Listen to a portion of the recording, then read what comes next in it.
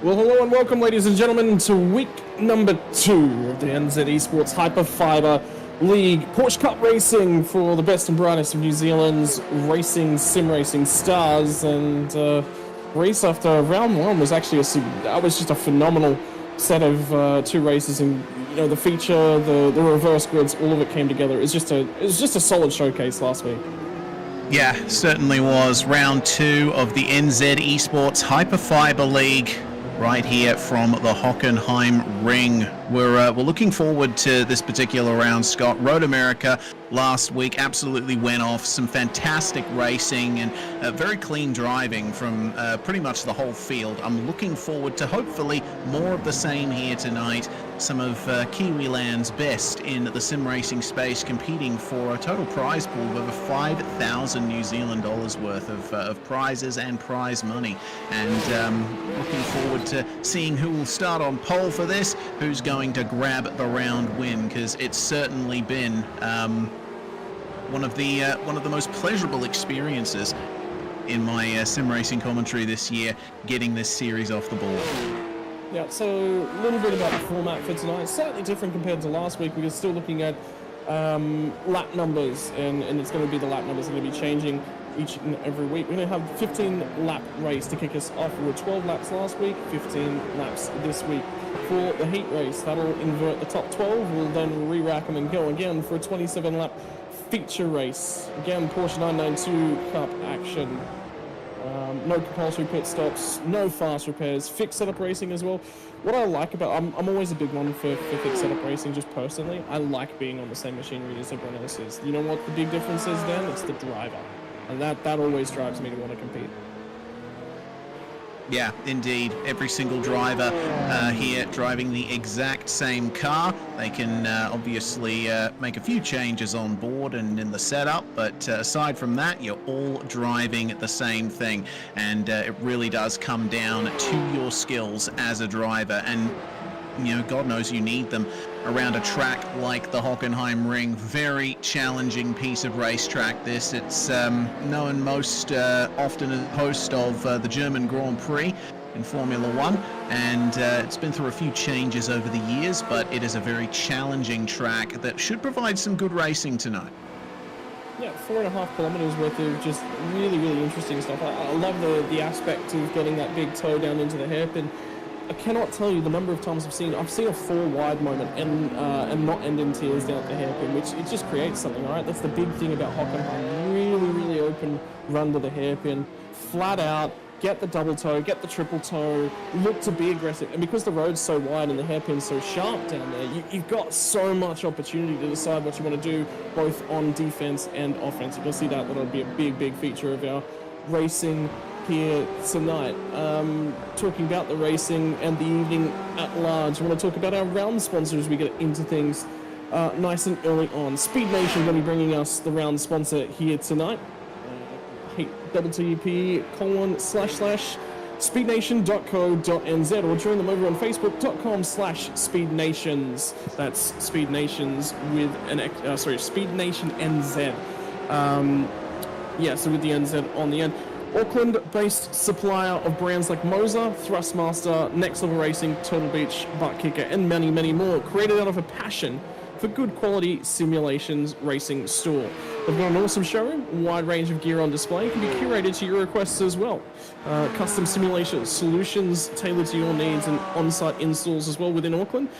Pride themselves in delivering top-level customer service that will leave you grinning from ear to ear. Whether you're a seasoned pro or just starting a virtual racing journey, we've all got to start somewhere. Strap yourselves in and get ready for the ride of a lifetime. Sim racing is going to offer you a huge journey, and Speed Nations are there to bring you right through it. They carry a large range of in-flight flight simulation gear as well, also from Moser and Thrustmaster. I know I do love myself a good fly around in a number of space sims, actually, that I've always been wanting my HOTAS for, but they've got over 8 years of experience in sim racing and more, and everything is stocked locally. No wait time, no drop shipping nonsense. They've even got their newsletter as well. You can get exclusive sale deals for all the newsletter subscribers. It'll go live tomorrow on the 27th of September. So if you want to get in touch with the newsletter, keep up to date with the latest of the deals, For more information, head to speednation.co.nz/pages/about-us. That's our brand sponsor for tonight. Speednation, big supporter here of the NZ Esports Hyperfibre League. We can't do it without the people that support us, Reese, and there's the prize pool and everything that we're able to put on here is huge. And again, it comes to us with the support of those sponsors. We said MLP last week, gave them a huge rap because they do such a good job. And Speednation, again, I've heard so many good things because, again, we both have a multitude of sim racing friends on both sides of the ditch, and I always hear good things about Speednations. Yeah, indeed. Speed Nation's also providing a $300 store voucher for the round winner tonight, as well as a $50 Speed Nation voucher and gaming floor mat giveaway for viewers of this stream. We'll find out more about that later on. But for now, we'll keep an eye on the format for tonight. As you mentioned, it's a 15-minute open qualifying session that's going to be coming up shortly. Drivers will have unlimited laps there. And essentially, it's just 2 sprint races. Well, there is a sprint and a feature, but they're both pretty quick races around this place. 15 laps for race 1, 27 laps for race 2, and the top 12 from race 1 will be inverted for the start of race 2. Last round at Road America, we saw largely the same people rise to the top in the reverse grid race. I'm wondering if it's going to be a little bit more difficult here, with it being comparatively a much twistier track than Road America, and a lot more potential for chaos with such heavy braking zones around here. Yeah, particularly the arena section in the last part of the circuit as well. It's very difficult to get an overtake done. You just kind of can't get enough speed up, and with the downforce levels that are on offer as you sort of come down through 11 and back into the arena section to finish it off, it's very difficult. If you get alongside, mistakes happen from a driver ahead, you can absolutely pull the pass off, but you're basically relying on the moment to come from the driver ahead. But once you're there, you can certainly race 2x2 through the final sector. No problem. Very, very difficult to do. And famously, don't forget that moment in the rain a couple of years ago from F1's Race of the Decade, where Sebastian Vettel bowled wide and effectively ended his shot at a race victory when he sat so very, very comfortably in a race winning position. This track just creates drama, doesn't it? Because again, overtaking opportunities.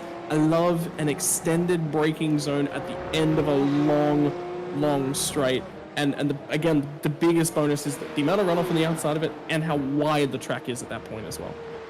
Yeah, absolutely. We'll definitely be going into a lot of detail regarding the track as of shortly. But for now, let's hear for a moment from our round sponsor, Speed Nation.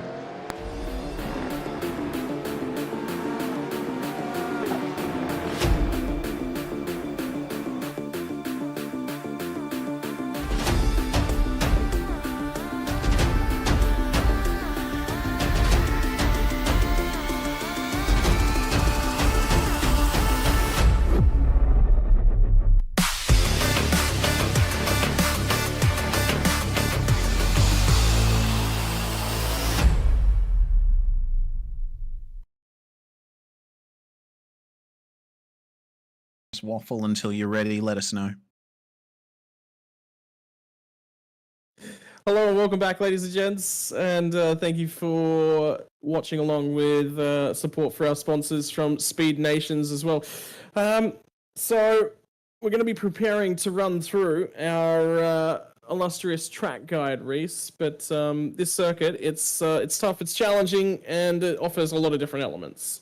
Oh, it certainly does. Speed Nation, of course, providing us with the track preview video. Short start, finish straight here. This is the Aston Martin GT4 safety car we'll be using tonight, going through turn 1. Very harsh curbs on entry and the exit, and you've got to be careful not to run too far beyond them, otherwise you'll get an off track. There's a big overtaking opportunity here at turn 2. This little bend to the right is turn 3. Going into turn 4, you can be flat out on the exit in the Porsche Cup, but there's a big opportunity for you to cut back. And slipstream as well, down through Parabolica. This is turn 5 we're going through at the moment. Completely flat out, highest speeds on the circuit being reached here, right into the braking zone for the slowest corner on the track, the turn 6 hairpin. You go basically 180 degrees around this at a very slow speed, and traction is paramount on the exit. just after that, you go through a flat-out kink. This is going to be one of the places where if you're side-by-side, you've got to sort yourself out before you get into the braking zone for what is called the Mercedes Grandstand section, and you have to be careful out of the exit of this corner here. It's easy to hit that curb, as you just saw, and a very harsh curb on the exit as well. The track widens at this point, so it's a good opportunity to go side by side coming into the stadium section here. You can use all of that curb on the exit. Banked hairpin here at turn 12. It's a very interesting corner indeed. You can use the outside if need be. You can be flat out through these kinks, but you need to get on the brakes instantly for the penultimate corner. The drag strip is there on the outside. Don't run into that. And the final corner is a bit faster than it looks. So you can carry a lot of power there, but beware of oversteer on the exit. It's a challenging track, the Hockenheim Ring, and really happy to be racing here tonight.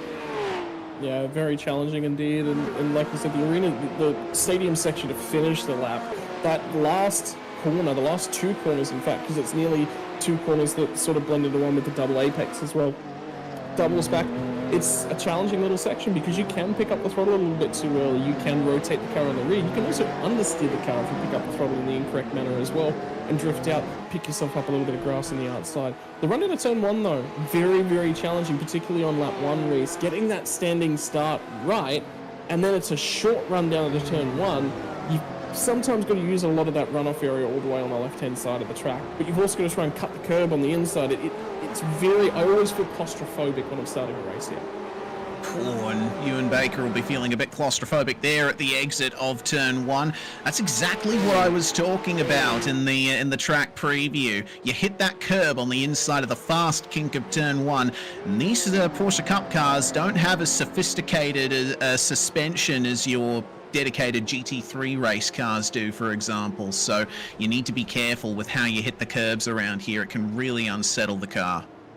Yeah, but turn one, if you're not taking that inside curb, you're losing lap time, so you've definitely got to attack it, definitely got to fly at the car and have a crack. I can tell you we're only a couple minutes away from jumping into our qualifying session for this evening. Hugo Allen's just running it back out on the track as well, so I think he's about to be doing a qualifying sim. So we'll start to see a few more times of his hop through to the top of the timing sheets at the moment. Ewan Baker leads the way, which is good for him. Wasn't quite quick enough last week and needed to do some work, but I think he's walked away and certainly done that and improved his time. So, look, great improvement from Ewan Baker, and now there'll be a huge opportunity for him to take that forward in the race as well. Yeah, Hugo just missing out on the round victory from Road America last round. His very close rival Antal Sabo was taking some fantastic runs in the second race. Hugo Allen winning the first at Road America, but there's more points on offer for race two, so arguably your finishing position in that race is more important. Part of that is obviously getting yourself on pole position for race one and trying your best to execute it. If you win race one, you start 12th for race two. You want to concentrate on working your way through the field. So drivers that are brave on the brakes, drivers that are able to get moves done cleanly, will rise to the fore. Allen, of course, being one of them. And we know from last round, he and Antal, they like to have a hard race between them. Yeah, swapping back multiple times throughout the course of the race as well, looking after the tyre. They did talk about protecting the tyres. Around here, you're definitely going to be dealing with a little bit more issues in the rear end. All right, so we're going to jump and have a quick look at what the current championship points look like after round number one. And it was Antal Sabo who took the championship lead, but it's only by a single point between himself and Corey Lazarus. Hugo Allen didn't quite get back to where he needed to in race number two, and that was the critical factor for him, dropping in behind Corey Lazarus. Lazarus swapped his way into P2 in the championship.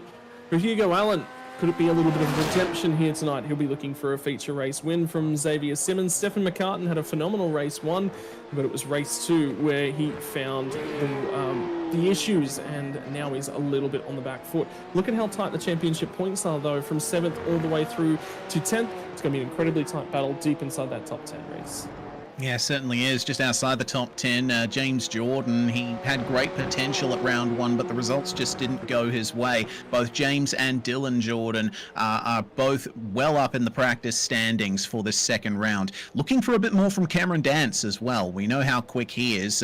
We've commentated many a race with him running at or near the front. He'll be hoping that Road America was just a blip on these finals in this tournament for the NZ Esports Hyperfibre League, and looking for more from Rob Henry as well, another one of the Kiwi sim racing squad. He is definitely fast. He has a lot to bring to the table, but just couldn't quite put it all on the plate at round 1. So for the time being, we have plenty to come here tonight. Just a couple minutes left in practice before we get into MRP qualifying, and as I mentioned, there's going to be a $60 MRP store voucher for the pole position winner. So makes sense that drivers are out there at the moment, Scott, doing those qualifying sims. They want to get their best laps on the board because there is a prize at stake.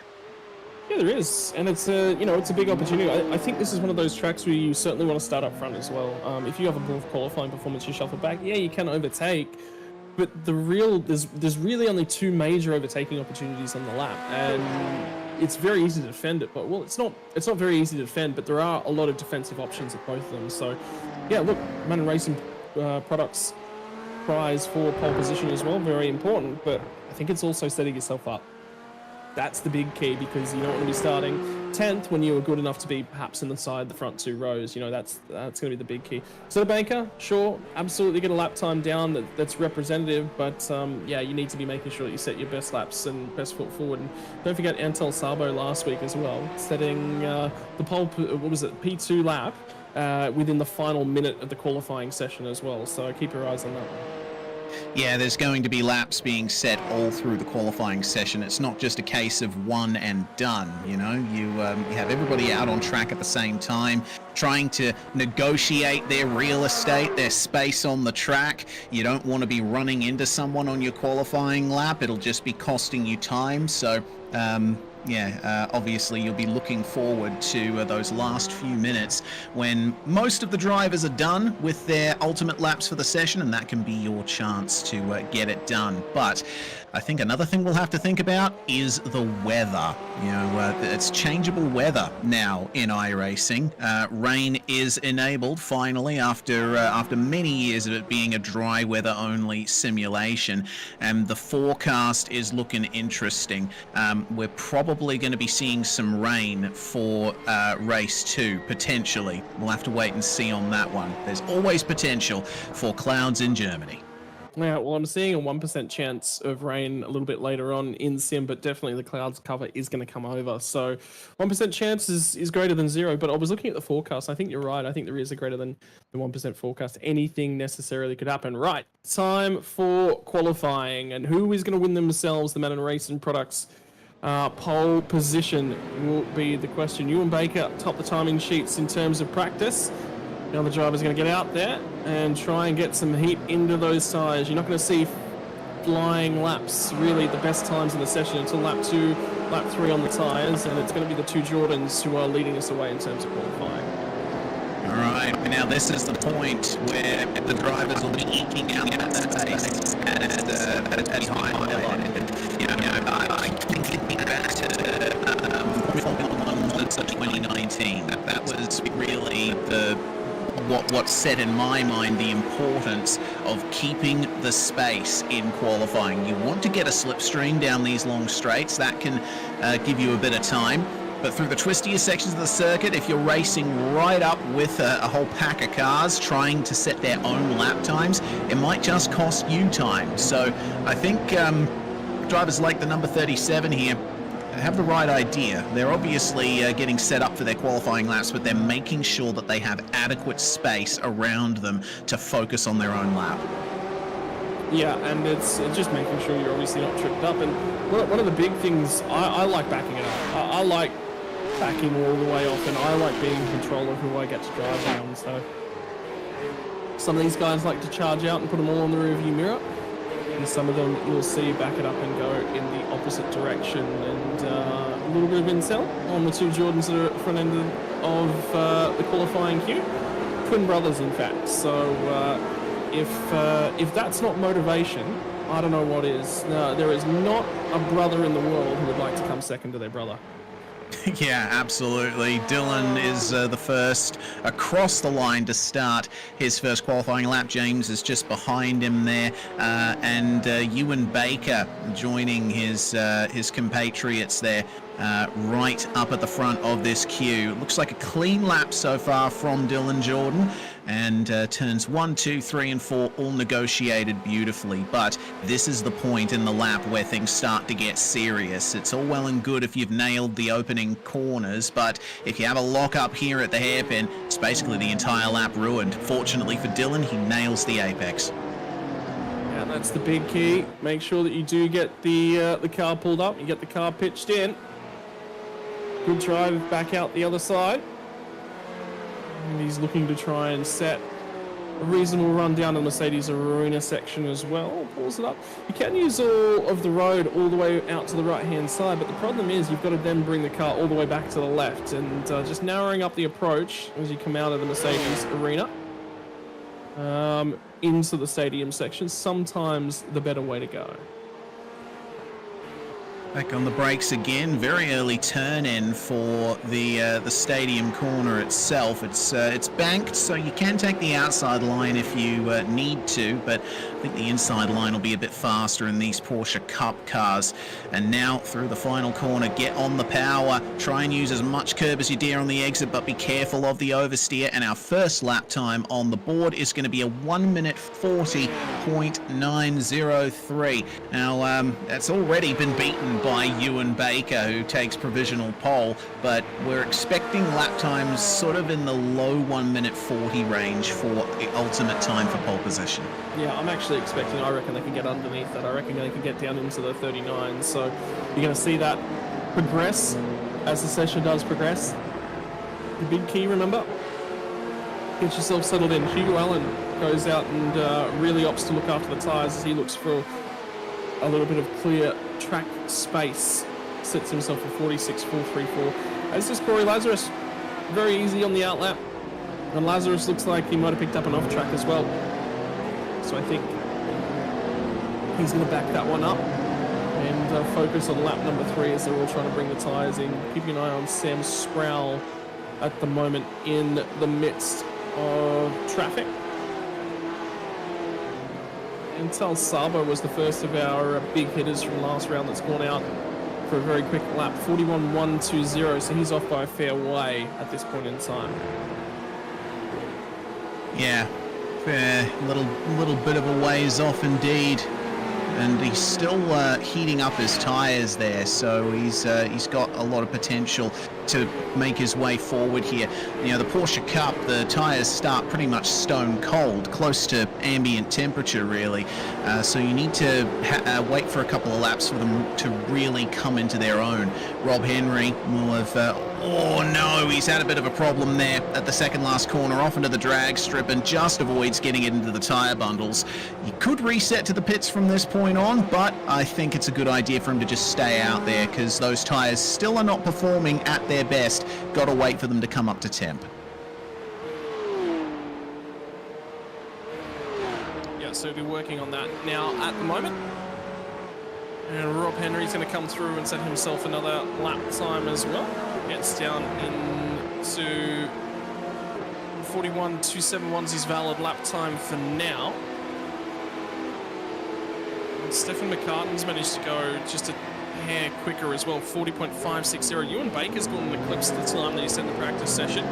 Gets down very, very close to the 1 minute 39s of 40.007. So only 7 thousandths of a second away from dipping into the 1 minute 39s. Cleland's going to jump a fair way up. Remember, started towards the front end and led a very significant portion of the race in the feature last time out. Hugo Allen again just bringing those tyres in nice and gently, not looking to overwork them on lap number 2 as well. So a lot of patience, shorter lap time than we had last week as well, which means you do have the option to get that extra lap of qualifying in, which means there's not as much risk that comes with taking a little bit of time off to bring the tyres in appropriately at the start of this session too.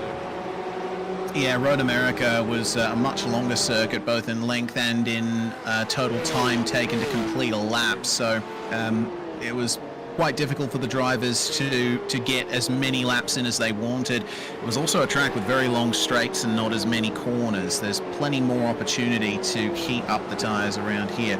In terms of the conditions, the track is quite cool. Road America, to my memory, was a bit warmer at about 26 to 30 degrees Celsius. We are, of course, in Germany. It's a little bit cooler, so we'll see those tyres stay in their optimum range a little bit longer, I would imagine. And I think tyre wear, especially on the left-hand side, isn't going to be as much of a problem here because we are working those right-side tyres just as hard. Yeah, the two cutouts effectively do that job quite well. Still looking at the moment, I think this will probably be the lap that they'll all start to push. So the front three that we're sort of trying to keep an eye on, Corey Lazarus is one of those drivers we'll be looking for. Sabo's just starting a flying lap at the moment, goes through and sets a 40.117 on his second, I believe his third flying lap. So he's managed to bring those tyres into where he's very, very confident to push on with them at the moment, though. Still a tenth of a second away from getting to Ewan Baker. Ewan Baker will be the first of our drivers to jump down to the 1 minute 39.924 for Ewan. So he, again, pushes that little bit further out. Dylan Jordan still managing to hang on to third place at the moment. And 40.4 neat for him. McCartan's still sitting in fourth, and Hamish Clellan's managed to hang on to fifth. Everyone else at the moment outside the 41s are just struggling a little bit to bring tyres and the cars to them, but reasonable pace. It looks very strong. I tell you what, that midfield, sort of from about 7th, 8th place on backwards, there is thousandths of a second separating some of those margins. Yeah, certainly. Luke Bradley and James Jordan, they're only separated by about 2.5 hundredths of a second, as Sam Sproul, meanwhile, puts the 606 into 4th place, now the top of the blackout OPR cars. So a good job from him. And Hugo Allen finally puts in a solid lap time, 139.93, and that is only a hundredth slower than Ewan Baker's time at the front of the field. So I think we're going to be seeing pole position hotly contested. Yeah, and we are now past the 2/3 mark on this session as well. Sorry, just coming up on the 2/3 mark on this session. Remember, hard cut at the end of qualifying, so they've left it a little bit late, these guys, but they have generated enough heat, enough temperature into the tyres. I tell you what, 938 now, 2 thousandths of a second for second place on the grid. Sabo manages to set a 938 compared to Hugo Allen's 936. So there's nothing in it on that second row of the grid. And now they've got the temperature in the tyres. The second charge lap just might be where they set that valid lap time. Corey Lazarus still hasn't been able to get the time valid. Picked up an off track somewhere through the lap on his 4th attempt at a qualifying time. So it is all coming together at the pointy end of the field. And it's going to get closer. I think, again, a lot of those drivers, when we were talking a few moments ago, there was a fair few of them outside the 1 minute 40s. We're just over in the 41s. We had about 4 drivers in 1 minute 41 flat. Well, a lot of them have now shifted that marker down to the 140.8. I can tell you there are 4 drivers 140.8. They're all exceptionally close together. Somebody else has just gone ahead and jumped up. I think it might have been James Jordan. Indeed, it was 40.618. So again, margins are coming down, as are the lap times. Here's Cameron Dance, meanwhile, negotiating a very tight left-hander at the Mercedes grandstand, and it's so difficult to manage your throttle here on the exit. You can take that flat out on the exit, but it's so difficult to do. If you get on the power a bit too early, you just induce understeer. You see how he's using all of the curb and then some coming into the stadium section.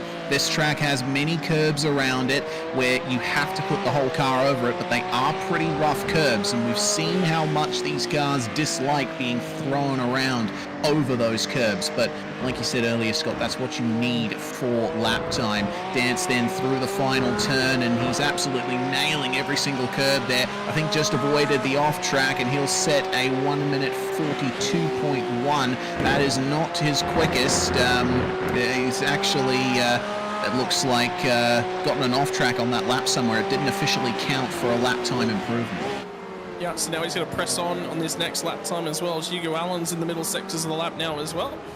Looking to try and push on and see if he can't improve. And the predicted lap time has this down to the 38. So this is going to be a barnstorming time if he can get it set up. Run down through to turn number 11 at the moment. And he's gone purple in terms of the first couple of sectors. So very quick this one from Hugo Allen. It's going to have to be a response from Antal Sabo. But if this is a 38, he is going to wipe a ton of time. There we go. That's a lot better. I was thinking maybe mid-39s is probably an appropriate lap time as it starts to equalise. Final corner now. He'll try and get the drive out the other side. Short run to the line now as he comes up on the gantry. What's it going to be? Predicted for a 39.7 is a 39.7. 7.23 moves to the front row and into pole position.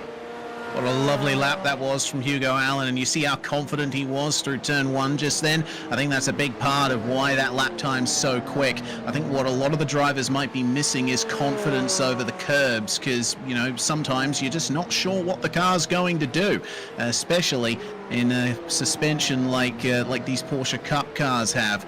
So we'll see what Hugo Allen can do to keep that pole position. A margin of 0.2 is certainly nothing to sneeze at, but I think we're going to be seeing some big improvements here in the last 2 minutes. We just saw one from Stefan McCartan, the number 51 now into P5. Xavier Simmons, meanwhile, he's looking for a bit more improvement here. Currently 8th, and he only needs to make up 0.08 of a second in order to get past Dylan Jordan for P7. So that predicted lap, of course, it is looking like a barnstormer, as Scott said on the lap with Hugo Allen, but we'll see that get up into the 39.40 range as he gets to the end. Very smooth on the way in for Simmons, a little bit of oversteer on the exit. So you'll build towards the back half of the lap into the stadium section down here. As he'll tip it in down at turn number 11. This is so critical to lap time. You've got to carry speed in here. You've got to use the curbing on the left-hand side. The car can bounce and scramble all over that. Can bottom out too. You can lose on downforce. Gets to the hairpin. And he'll start to turn it back. 2 more corners now. He'll pitch it back to the right here. Keep it online. Flow the speed in. Carry it all the way to the curb. If you don't, again, lap time going by the wayside. If you tip it in for the wrong point. Now Hugo Allen's going to go ahead and improve his fastest lap time as well. So he's gone ahead and improved on that one. What's the time going to be for Simmons? 40.9. He's managed to throw in there. That'll be the last opportunity as well. So he's half a second away from improving on the most recent lap, but that'll be the end of qualifying for him. There won't be enough time for one more lap. We're looking at drivers in the final sector. There's a few of them. Sabo's down in there, but he's going to run out of time, so he's not going to set the lap either. So he will abandon the final lap of qualifying. It'll be a second row start at best for him. Lazarus improved all the way up to a 40 flat, and we'll take the second row at the moment. There's no one, I think, on a flying lap that's going to make it all the way back to the start-finish line. We've just seen 23rd placed Hayden Kirk come across the line was the final driver. I believe we'll see set a lap time. James Jordan is in the dying stages of a lap, but won't get back to the start-finish line. And Taylor Mitchell also abandoning his lap. Qualifying comes to an end, and Hugo Allen takes 2 pole positions from 2 outings. Yeah, indeed. This will be the second time we'll be talking to him for the MRP pole position interview, and he'll pick up another $60 store voucher for his troubles. What a brilliant lap it was there from Hugo Allen. Certainly, when it comes to single lap pace, he is the man to beat so far in the NZ Esports Hyperfibre League, and well, we shall see exactly how this all goes. We're seeing some things happening on track that probably shouldn't be happening right now. We'll have to wait and see on that. But when we get a chance, we will bring Hugo Allen in to grab him for a chat. But yeah, what a lap it was from him. Yeah, it was a phenomenal start to the session for Hugo Allen.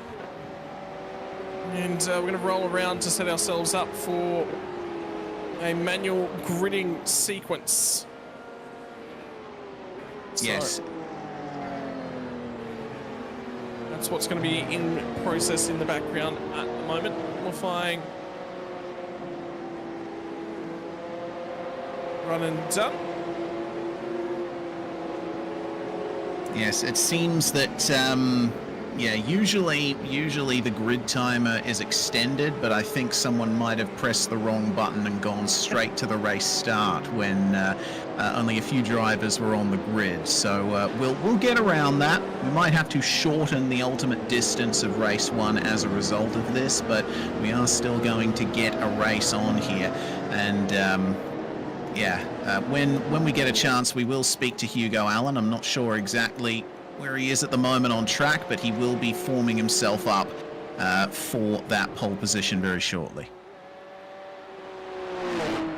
Yeah, so for Hugo Allen, second pole position from 2 attempts means he's going to be at the front end of the field and starting, you know, gives himself the best opportunity to jump forward and take some points. Fastest Hyperfibre internet at the front row as well. How tight was it up at the pointy end of things? And it's going to be good here.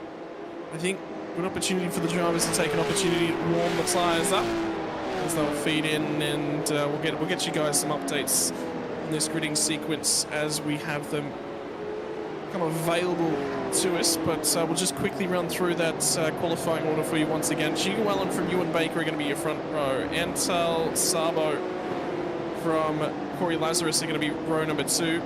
James Jordan and Stefan McCartan are going to be row number 3. Sam Sproul and Dylan Jordan are going to be row number 4. Xavier Simmons and Hamish Cleland are going to make up row number 5. And that rounds out your top 10, Reese.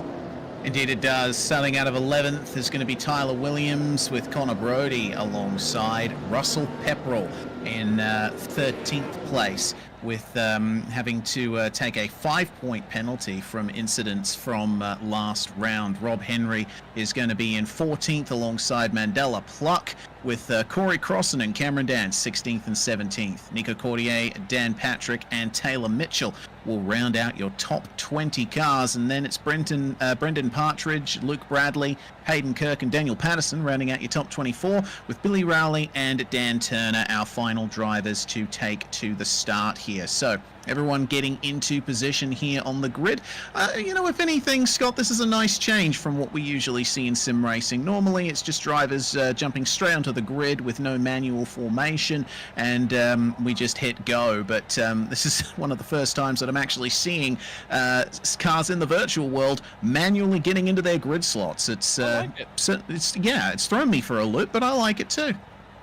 Yeah, I mean, yeah, it's unique. Obviously, it's a challenge. It's something different, but yeah, it really is going to make sure that that everyone does their best to form up. Race controllers are communicating with the teams and making sure that everyone was in correct order, or at least everyone knew what their order was. And just a few issues with getting those orders sorted out now. Yep, everyone just in communication, making sure that they're all in the right positions. Hugo Allen and Ewan Baker obviously taking those top 2 spots. I mean, it's easy enough when you qualify up the front. All you got to do is just make sure that you're just before the start-finish line. But when you're further back and in the midfield, you're having to get some assistance. Yep, and that's what they're doing at the moment. The big key to these bits and pieces as well is just making sure that you know who you're actually around, and then sort of everyone sort of keeps an eye on that and how it sorts itself out. It's, most of the drivers starting to pull in. I think it's going to be interesting to keep half an eye on Antal Sabo at the moment as well, see what he can do from row number 2. For the meantime, we're all just about to form up. I believe we're just waiting on a couple cars from the tail end of the field. Yeah, we're just waiting on Rowley and Turner to feed in the back couple rows.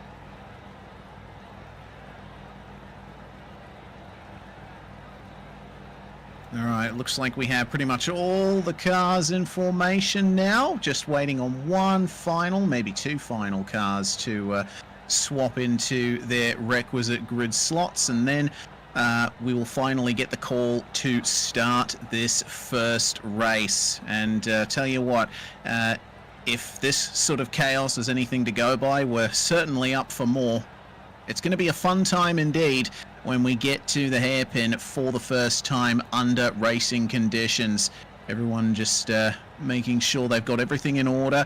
Some drivers might have turned the engine off for a few moments just to save it in terms of temperature, because all that time sitting on the grid with the engine running can certainly do a number on your temperatures. Yeah, it can build the temperatures. They're generally quite good at maintaining at least not a lethal dose of the temperatures. It does take a fair while for that to go. We're getting race ready situation at the moment, just waiting on a count in from race control to launch us for a start. It's going to be live racing from New Zealand Hyperfibre Esports League from Hockenheim, and they are green, green, green, racing from the front end of the grid, and it's going to be a good start from Hugo Allen around the outside from Sabo as he takes to the runoff area down at turn number 1. Lazarus has fed in. Ewan Baker's dropped spots all the way back to 4th spot after starting on the front row. McCartan's going to have a crack at him when they get down here to turn number 2 as well. McCartan to the inside, tries to take that one away. Round the outside from Ewan Baker, keeps the momentum up as they come onto the straightaway for the first time. A little bit of a slide though. Everyone's starting to look for a little bit of a tow, and they make it through the first sector on lap 1. Yeah, Baker missed the cue a little bit on the start from race control. Started a little bit later and got bogged down, but he's going to try and defend at the hairpin here from McCartan as he gets up the inside.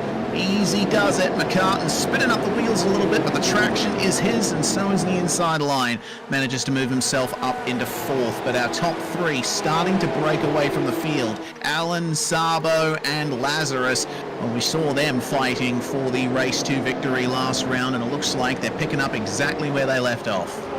I can say there's been a big send from Brennan Partridge, who's bowled a little bit of a wide. There's some contact down there as well, and around goes a few cars in the background, and Cameron Dance is one of the drivers who'll get collected. Hayden Kirk another.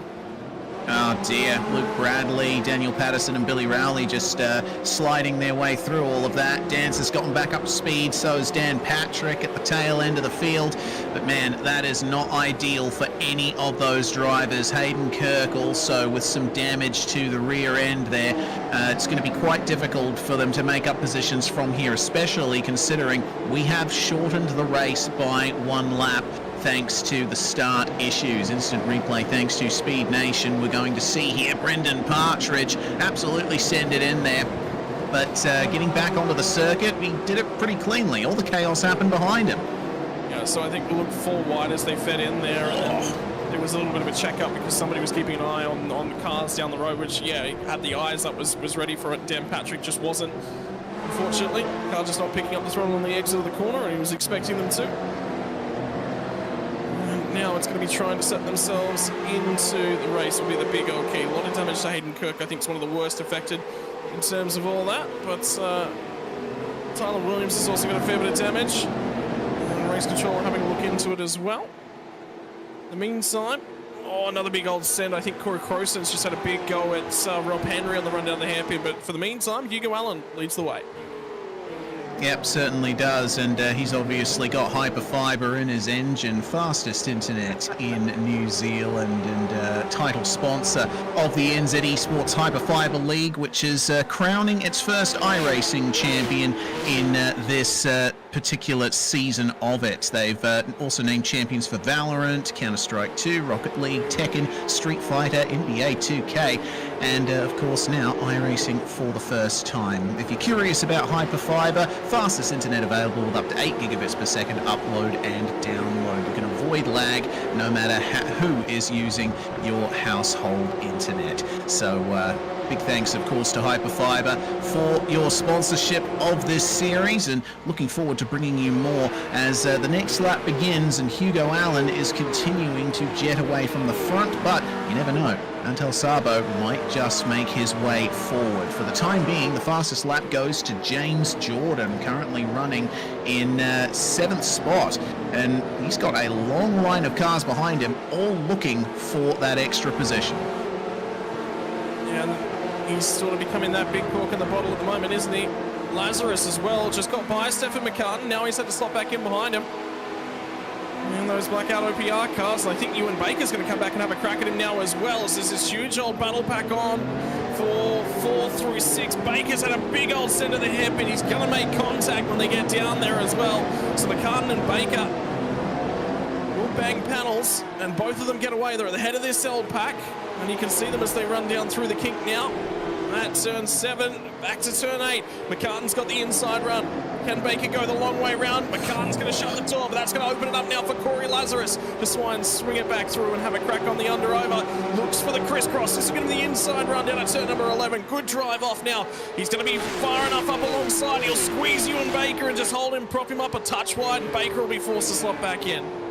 Yeah, Baker for a brief moment had it all to play for. A lock-up behind him as well from Dylan Jordan, who's caught right up to him.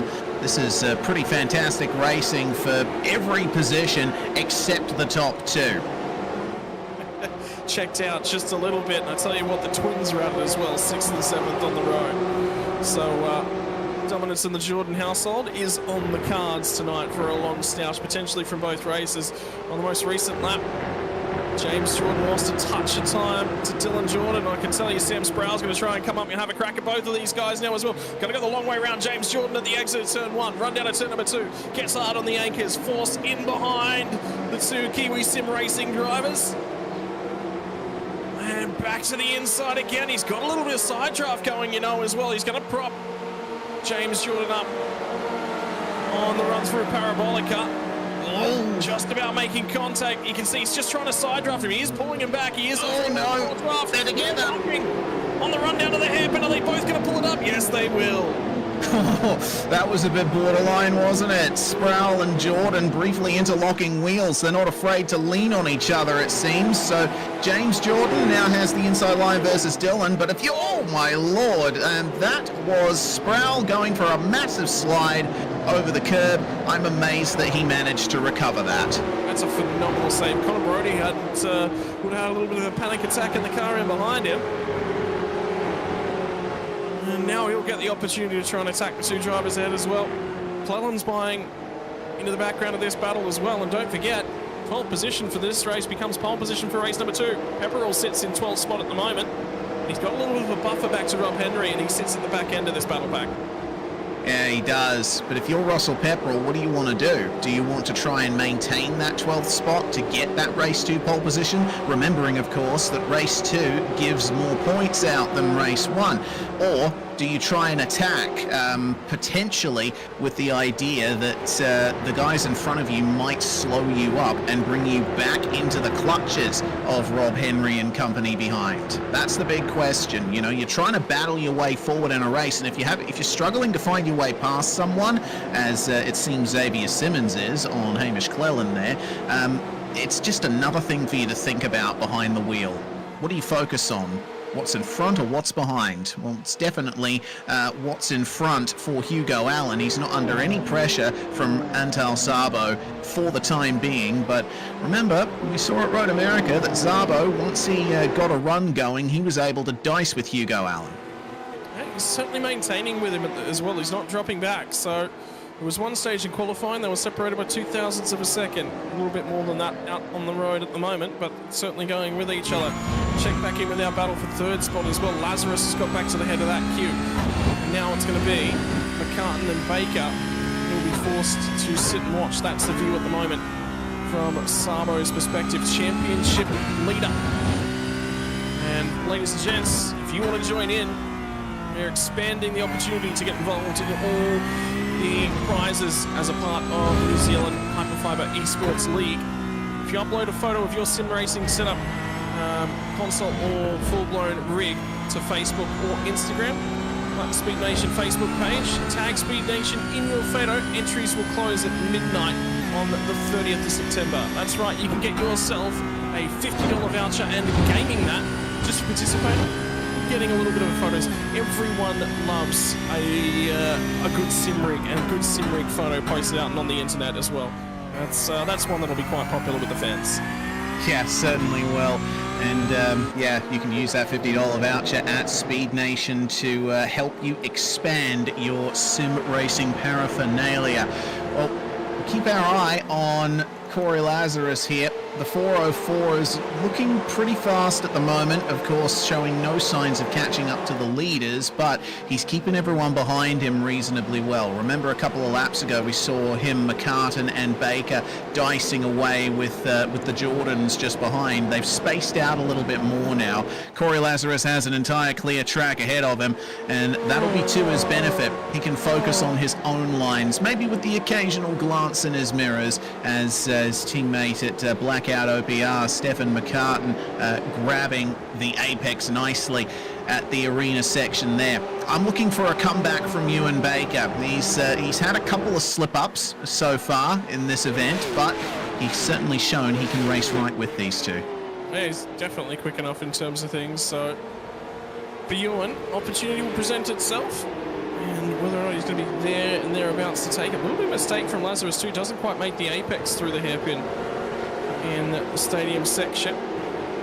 That'll bring him a touch further back towards Stefan McCartan. McCartan not quite carrying it all the way out to the left-hand side. And you can just see, is it just me or is Lazarus really struggling to get the front end of that car to turn in at the moment? He just can't seem to point it at the corner, particularly the back half of the corner. Yeah, I noticed that he was struggling on the power. He might have gotten on the throttle a little too early coming out of the final corner. And those last two turns, you know, medium speed right-handers where you're just rolling the car through the corners. It's so hard to pick the acceleration point. Seems like he's okay everywhere else around the circuit. It's, you know, mostly sharp corners with heavy braking zones. You know, it's very point and shoot a lot of the way around Hockenheim. But that final section of the circuit, it does seem like McCartan and Baker have a better handle on how to work the front end of their car. Lazarus is focusing on power out of the slow corners, and that's to his benefit. You see the gap increasing just a little bit there coming out of the hairpin. So he's certainly trying to get on the front foot, see if he can't manage that gap. For now, third place in points. Well, he's looking, remember, he's only 1 point off of the championship lead, but at the moment, Samo is ahead of him. I just wonder at the end of this one whether or not there's might be a three-way tie in terms of our championship points. Feature race might go ahead and decide that one, but the top three have swapped places quite a number of times throughout the series thus far, and only 2 rounds in. Don't forget, next Thursday night as well, the trip to Phillip Island. Phillip Island always makes for phenomenal Porsche Cup racing. Cannot wait for that one next week, and then a couple of weeks' time to finish the season off to the Nürburgring. The Nürburgring in a Porsche Cup car. You can challenge at multiple different points across the circuit. So, potential for overtaking, potential for racing. Quite high on the final 2 rounds. Inside though, Lazarus just holds the margin, manages the gap, has things under control. It's going to be on everyone behind to see if they can mount a comeback. Yeah, that on board with Ewan Baker was quite interesting, wasn't it?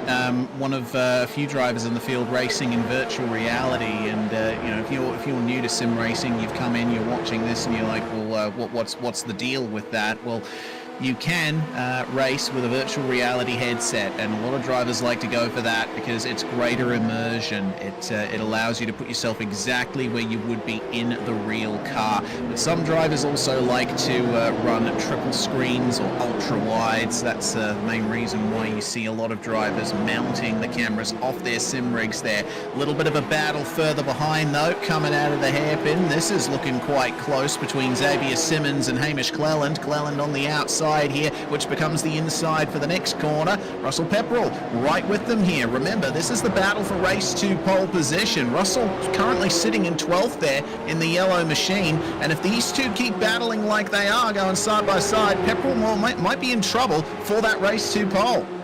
Well, Simmons is going to send it back down the inside, wanting to get it.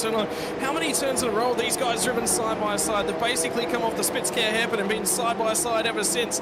Now it'll be to the outside for Simmons. It'll become the inside the final 2 corners if he can stay there. Still side by side. 3/4 of a lap now they've been side by side for. Finally, will Hamish Cleland yield? No, he's still alongside to the final corner of the racetrack. Finally, Xavier Simmons gets the job done. And he said earlier, Reese, he was struggling to get that overtake done. I didn't think he was going to struggle to get it done for 3/4 of a lap. That was phenomenal driving. Amazing space and respect given by both drivers. Neither of them dive bombed it in. And from Cleland, he gave Simmons a lot of space to be able to get that move done as well.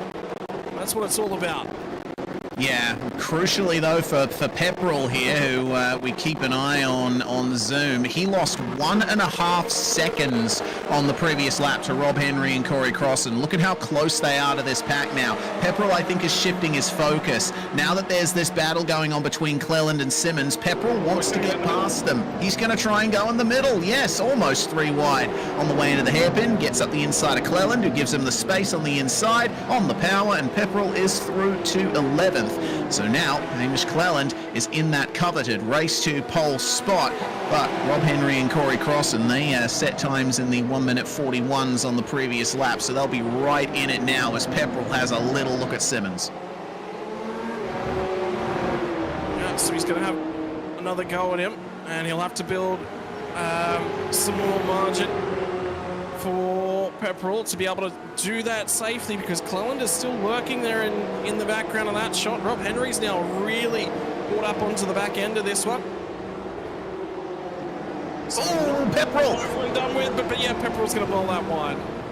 Oh man, looks like he just lost the rear end midway through the corner, corrected it, and then the car just slithered off the circuit. He's lost his right wing mirror thanks to that. Could have been a worse bit of contact, but unfortunately he is well and truly out of that battle now for race to pole. Rob Henry now occupying that position.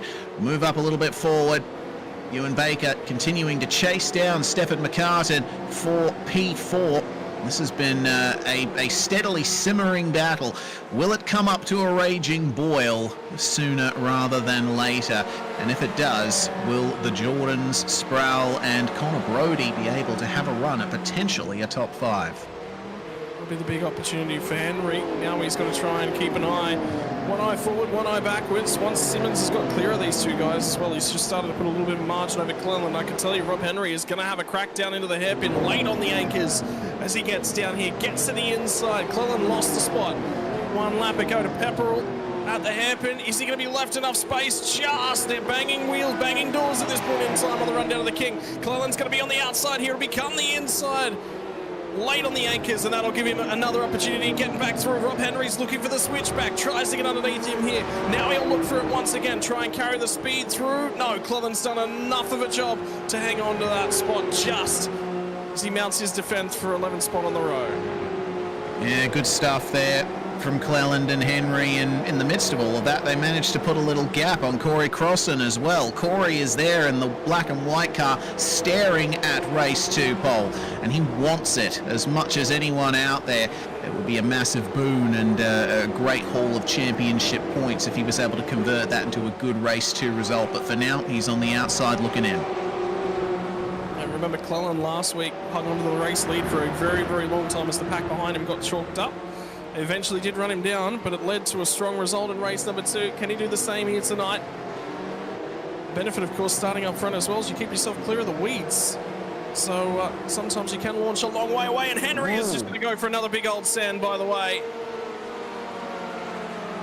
Yeah, so, certainly is. This battle's not done, Reese. Not done by any stretch of the imagination. Oh, yeah, this battle is going to have a third man join it, as it's going to be 3 wide on the way into the hairpin. Corey Crossan on the inside, but it's such a tight hairpin. Very wisely, I think, Rob Henry backing out of that one. He doesn't want to be in the middle coming into a corner like this. Yeah, but now he's lost pole position for race number 2 as well, is the big key for this one. Cleland's going to hang on to this one for now. Corey Crossan tips his way onto the front row for race number 2, but also into 11th in the points, so he's picked off 2 spots. Good little bit of a dive, good little bit of aggression from the driver of the 10 machine. Cleland now is going to get an opportunity to come back at him. Whoa! Break from Crossan, the long way round once again. Cleland's being brave on the outside. Is he going to clear him by the time they get down here? Yes, he will. Slots back in. Great driving from Cleland. Yeah, it was brilliant pace around the outside of the corner, wasn't it? Hard to do, but sometimes the outside line is where you want to be. I say it often, you can straighten up the car a bit earlier and get a better run out of the corner. If you're on the entry, it's the inside you want, but on the exit, sometimes the outside. Hugo Allen setting a new fastest lap there. Something just happened to Ewan Baker. I think Stefan McCartan. I think the 2 of them had it coming together. It's just sort of been referred onto race control. It's going to be 3 more laps left to run from race number 1. So we are starting to run out of time. So if you're going to get the job done, It's going to have to be in the near future. Baker's going to continue to close down, but in the meantime, that's the view from Corey Lazarus, who's run away a little bit, and this is the next two drivers on the road. McCartan from Ewan Baker. And yeah. I was going to say I just reviewed what happened between those two as the race continues on here between James Jordan and Sam Sproul. Samuel going to jump up the inside of the hairpin there. Nice move. There's going to be a little cutback here from James, but I don't think it's going to be enough. McCartan passed Baker around the outside in the stadium section, and I think Ewan was making the argument that McCartan turned in on him. They made a little bit of contact, but they managed to keep on going, so potentially just a racing incident, but I'll leave that one up to race control. These two continuing to fight tooth and nail over that fourth position. Lazarus has skipped away from them. He's under no pressure, and it's the same for Hugo Allen and Antal Szabo. 2.5 seconds in it for the race lead. Yeah, they've done a phenomenal job up front from Hugo Allen. Much more dominating performance than last week. It was an extremely tight race, but also from Antel's perspective, an opportunity to sit here and go, okay, what did I do wrong? Was it too much front brake bias, too much rears? Am I struggling with the front end? Am I struggling with the rear end? You know, an opportunity for him to just sort of take some learnings from a sprint race, look after the tyre. 2 more laps left to run for our heat race before we'll take a break and jump on over to the feature. Worthwhile taking a look at some of the drivers who've cut their way through the field reasonably well as well. Billy Rowley's up 7 spots from 25th. Tail end of the field sits in 18th at the moment. And also into the top 10, Connor Brody from 12th on the grid has managed to make a little bit of ground and continues to do so. This race isn't done either, because I think he's starting to pick up a toe from James Jordan and Sam Sproul. These two guys are quite close together. And then you got this next battle pack on the road, which Simmons was a part of a few laps ago. But in the meantime, Cleland got back to 11th spot. He's dominating it. Rob Henry sat on that 12th spot, the pole position for race number 2 at one point. Now, geez, strong under the brakes is Rob Henry. Yeah, he certainly is. You can see just how much he rounded them up there in the braking zone. Very difficult to do indeed. But you know, you get on the brakes at the right time, you modulate the pressure. Remember, these cars don't have anti-lock brakes. It's all down to the driver, and unfortunately, Russell Pepperell running a little bit too deep there. Man, he'll be kicking himself here. Pepperell had a worthwhile shot at race 2 pole position, but he's, I think, carrying a little bit of damage as well from his earlier mistakes, so not ideal for him. I don't think he expected to be that close. I think he's just jumped on the brakes and jumped on them a lot harder than he certainly thought he had to. So, anyway, on with the show. And for Pepperell, well, he hasn't lost a whole bunch of time, but he's lost enough. He's still over a second back from the battle for 12th spot on the road and that pole position. Rob Henry will get one more opportunity to go for it. Yep, something happened. Yeah, I just noticed we completely missed it. Hugo Allen has lost the race lead to Antal Szabo, and it happened in the stadium section. Allen just ran completely off the track, and Szabo was right there to take it. So a massive change there. Right at the end, Hugo Allen was dominating, but he made a mistake all on his own. He did, and it was coming into the arena section as the Speednation replay is going to tell the story. And this will be a big one. He climbs over the curb there at the entry to 11, and then it's just a hang on for dear life moment. And in terms of things, he could have lost a lot more time or ended up in the barrier, and he's managed to recover it. It won't be a race win, but he's recovered that one, and that's the big key. Yeah, indeed. When things do happen, it's all about how you can recover from them, and I think Hugo Allen did a good job of that. But he's going to have a go here at Antal Szabo in the final corners. It is the last lap of the race, and well, Antal seeing victory fall into his lap practically. He drove well, and he's going to take the opening race of the night. Yeah, what a drive from Antal. Remember how I said, you know, just take the learnings, take the lessons, sit there, be patient. Well, he was patient. Things eventually came his way. Hugo Allen's going to be supremely disappointed because he had that one on a string. One moment of a lack of concentration's cost him a race win. And see that from Szabo as well. He shrugged as he crossed the line. I don't think he was expecting that, but nonetheless, he'll still be happy with victory there. Something's happened between Connor Brody. There was something between James Jordan. And there's another issue that's going on for Connor Brody. There was a shoots coming together in the second to last corner on the last lap as well. Came between James Jordan and Connor Brody. Brody was trying to get down the inside of Sam Sproul and have a go at him, but yeah, opportunity presents itself. Race number 1 results. Ansel Sabo is going to take the race victory from Hugo Allen. Corey Lazarus gets home in P number 3. Stephen McCartan in P4, and Ewan Baker will be home in P5. Yeah, indeed he will. Jordan managing to get himself into 6th place, and Dylan will be happy with that. James in 8th. You know, it's been a good race from those guys, and considering all of the chaos at the start, certainly was rather difficult for the drivers to get into their rhythm, but ultimately they have, and we're looking forward to seeing how race 2 goes from here.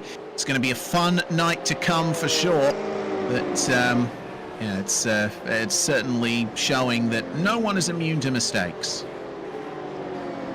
That's the big key. So we're going to try and get ourselves a chat with Hugo Allen and Ansel Sabo if we can get the opportunity. So just waiting on those guys to jump through and come up and say hello. Particularly up on the one run. Hugo Allen looks he's might be busy just going for a change of underwear. Well, the reactions had to be hyperfibre quick, I think, out of that one, and that was the only reason he came up with the car in one piece. Yeah, indeed. Very good driving from Hugo Allen in spite of the error. So everyone's going to jump their way into the pit lane here.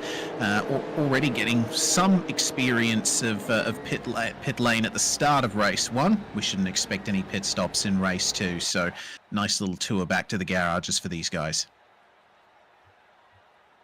Yeah, and they'll get an opportunity to take a little bit of a break and a reset. Perhaps practice some... the big one that always happens in the warm-up sessions is practice starts as well. Very, very important to make sure that you get that launch away. And,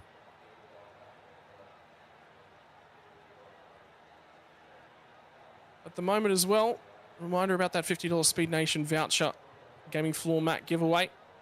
For our viewers, jump in onto your Facebook page, post a link, post a photo of your sim rig, and tag SimNations. That's how you get involved. You've got up until the 30th of September, so that is going to be this Sunday night to enter the competition. Get yourself a $50 voucher or a gaming mat. Just participate over on Facebook by posting an image of your sim racing rig and tagging SimNation is how you get involved. Can tell you, ladies and gents, we do have Corey Lazarus, who finished 3rd place out of the first race of tonight. Come and have a quick old chat to us. Corey, setting a grid manually, something that's a little bit uncommon, but you got away nice and cleanly and then settled into an amazing battle with teammates Stephen McCartan and Ewan Baker as well. 3-way fight for 3rd on the road. That's just how you like it, isn't it? Yeah, it was okay. It was very unfortunate. I copped a slowdown out of turn 1 on whatever lap it was, 2 or 3 or something, and that was pretty much game over for any other advancements or battles with the front 2. It was pretty disappointing, to be fair. Mate, tough, tricky track, and that's just one of the elements of it, isn't it? The slowdown, running wide down at turn 1. You got to carry the pace. You got to attack the curb at 1, and the ability to run wide. If you have a wiggle halfway through, you're picking up the slowdown most times through there. But that's just how you generate the lap speed around this place. The drafting battles on the run down to the hairpin as well have been phenomenal. We've already seen multiple 3-wide sort of scenarios as well. How's the bravery been down there from your perspective? Pretty sedate, I think. The guys behind were pretty clean as well. It didn't look too bad, to be fair. I couldn't see too much further down the pack, but up front, the front 2 guys were pretty clean as usual, and the guys in and around where I were also pretty clean. It was pretty good. In terms of things, you're going to be starting out of 10th spot for the second race here tonight, and the big issue for starting out of 10th, there's a few cars to go overtake here, mate. You got to be nice and aggressive down at that hairpin on lap number 1. Probably not, to be fair. You know, there's no fast repairs in this competition, so I think lap 1 of 27 is probably not the best time to be making passes when your tyres are under pressure and under temperature. Brakes are cold as well. I think if you play the long game in this one and look after your tyres, you'll be there at the end, which has to be the aim of the game, given the way the championship is structured. All right, mate. Well, best of luck for race number 2. We'll let you get sorted and jump back into it, brother. Thanks, Dan. All right, Corey Lazarus, ladies and gentlemen, finishes P3 out of race number 1. We're going to step away for just a few moments as we get set to go live with our feature race. 27 laps coming your way in just a few moments.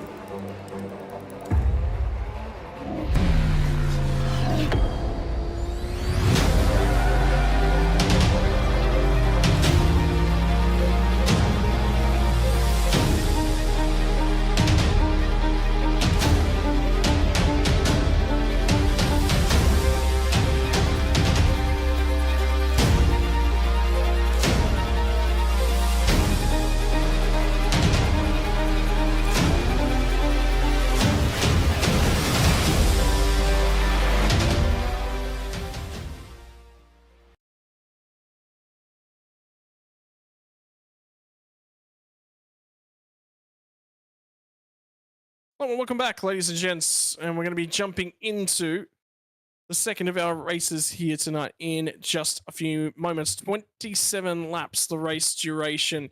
Top 12 are going to be inverted as well. So your race 1 winner, Antal Sabo, is going to be starting out at 12th spot. And like we said last week, they just create something special, reverse grids, don't they? Yep, they certainly do. Antal is certainly going to be running his way forward, isn't he? And he's going to be joining us now for a chat. Welcome, Antal. Looking on the Zoom feed at the end of that first race, you weren't quite expecting to come home P1. No, that was very much a surprise. I felt like it was race over. Didn't let go of the race by any means. I tried to get every blimmin' tenth I could.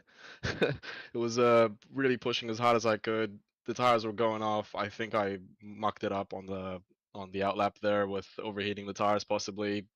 Couldn't match Hugo at all. The rears were gone. Fronts wouldn't turn. All sorts of problems. Every racing driver excuse, of course. And yeah, we move on, push on. We get that little gift there, and we'll take it, I suppose.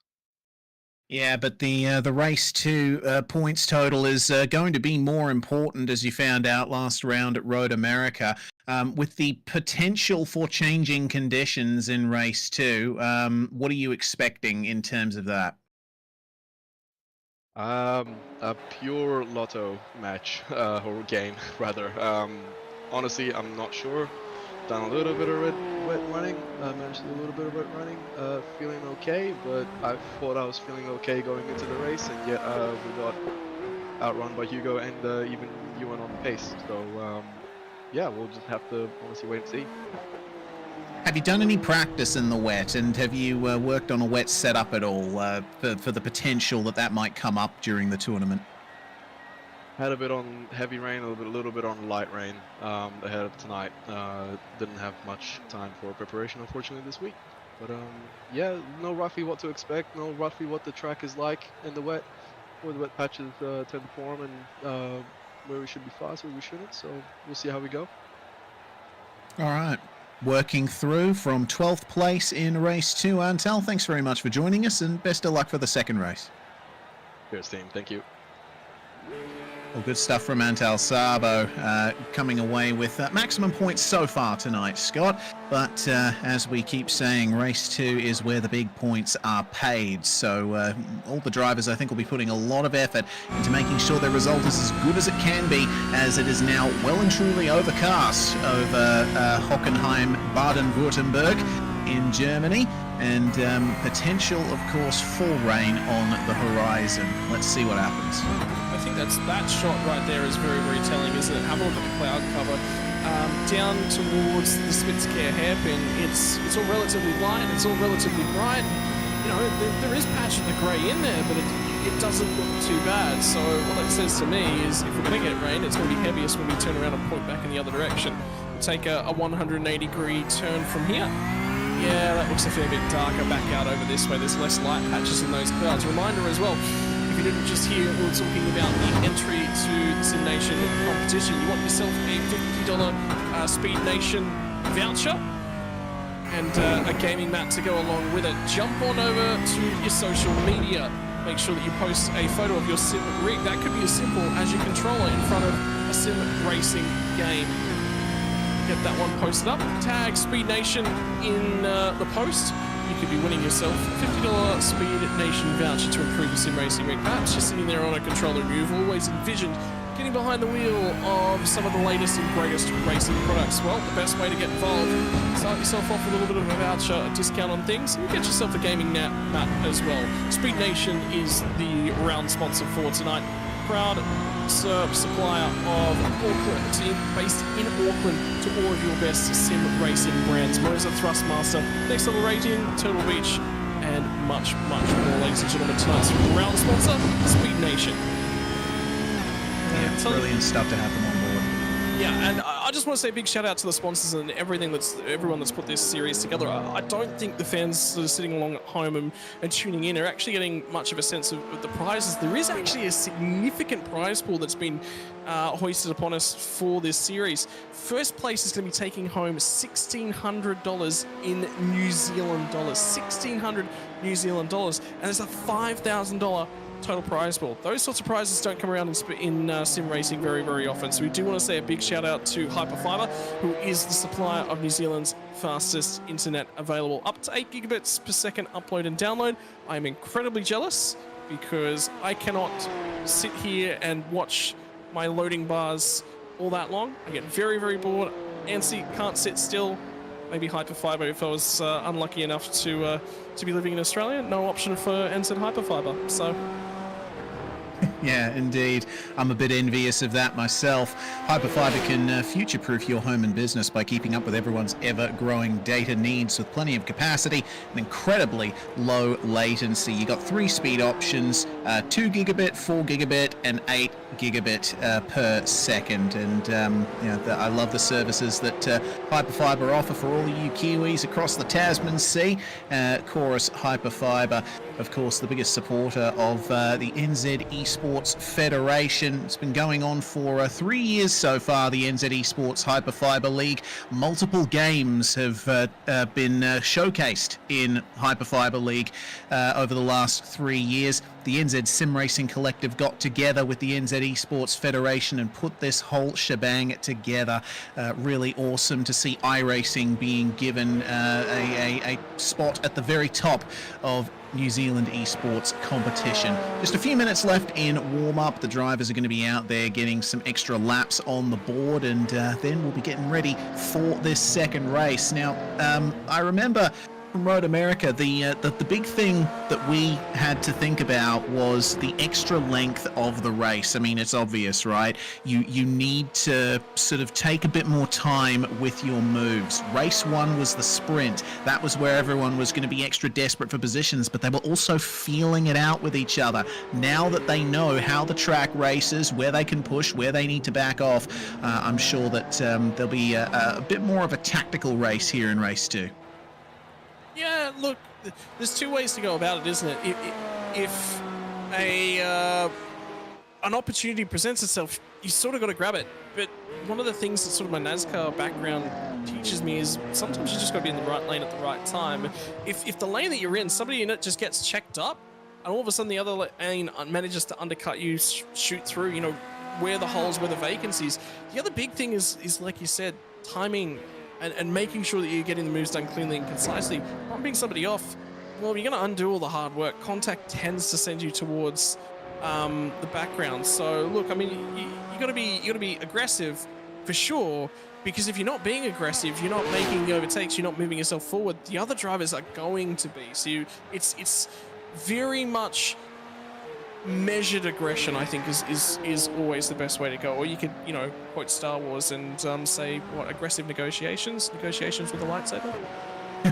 Yeah, indeed. But we've seen how that can often go with the incidents in race 1. I think maybe not using as much of the Star Wars force as they were physical force to make their moves. But we'll see what happens. Let's say negotiations with the Porsche 992. Yes. Very aggressive negotiations with the trunk, incidentally, or the boot, I suppose, of these cars. They're interesting little things. The Porsche 911's engine, of course, slung over the rear axle, a flat 6 engine, providing a good amount of power to the rear wheels. It means that the driving dynamics of a Porsche are rather different to what you'd expect from many other race cars, and I'm sure the drivers will be taking that into account. The basic theory still applies when it comes to race driving.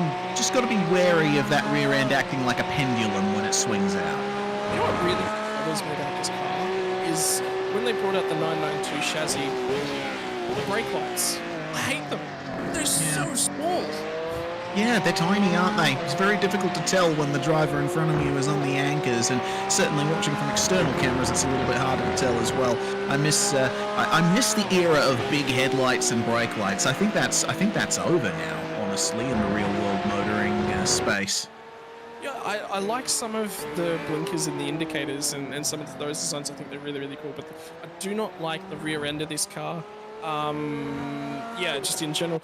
And the other thing is, I'm not a fan of the engine sound. I like me a very raw sounding engine, and there have been some glorious sounding Porsches over the year. I think one of the better ones was the previous generation of the car, was the 991. I just love the drivetrain and the engine sound that comes out of that car. So when you say to me, you know, was this new car an upgrade?